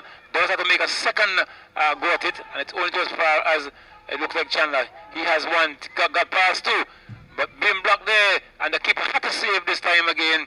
And Besco Pastures really putting the pressure on here, Roxel and Jano and Hope International. The champions crowned already for 2019, 2020. Yes, it's with Thomas, and it's 1-0, Roger. I know you've Yes, had most of the first half. So Oh yes. Rondell Thomas going up on the left-hand side here for Hope International. He finds Brad Richards. Richards comes back and finds his number 5 in Matthews. Matthews back to Richards. Richards is getting into tussle there now with the number 13, but coming away with it is Rafi Francis. This should have been an advantage play, but let's see, the official is calling the play back now. The number 13 there, he got into some serious issues. He was reeling in pain, but it's Besco Pastures. They opened the scoring, but they're now back level. This is De Silva trying to find Chandler. Chandler is not getting that one. Kino Matthews gets it now to Brad Richards. Hope International into the middle and finds Raleigh Gratcher. He cannot control, but the referee says, well, this pass was errant, but the referee says he was infringed in the process. And so a free kick coming the way of Hope International. Douglas gets it to Anderson. Anderson is going wide. To Butte. Butte is moving up on the right. He plays it through to no one. No one's running there. Let's see who has it. It's pumped downfield by that defender. Only as far as Douglas. Douglas controls for Hope International. Gets it to Bratcher. Bratcher is getting through, attempting to get through the Silver.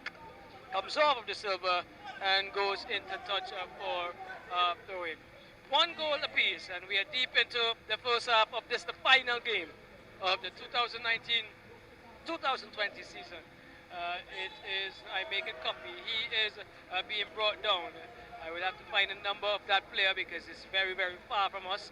And so, Roger, you could probably help me with that defender who is playing the left back position there for that is Besco Pastures. Number 19 it is. Okay, so number 19 is Java Anderson. Anderson, yes. Odain, sorry, Java Odain playing there today. Number 19, yes, Odain, sorry. Right, so here we go. It looks as if it's Coffee behind this one, is it? Yes, when the... Is it Coffee or Butte? It looks like Coffee. Okay, very far from us. And so, well, Coffee is in the middle. I make it number 8.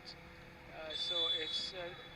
also, let's see, comes across, could be Brad Richards into the area, and now falls for Miller. Miller takes a feeble shot, and the goalkeeper in make that gentleman this afternoon.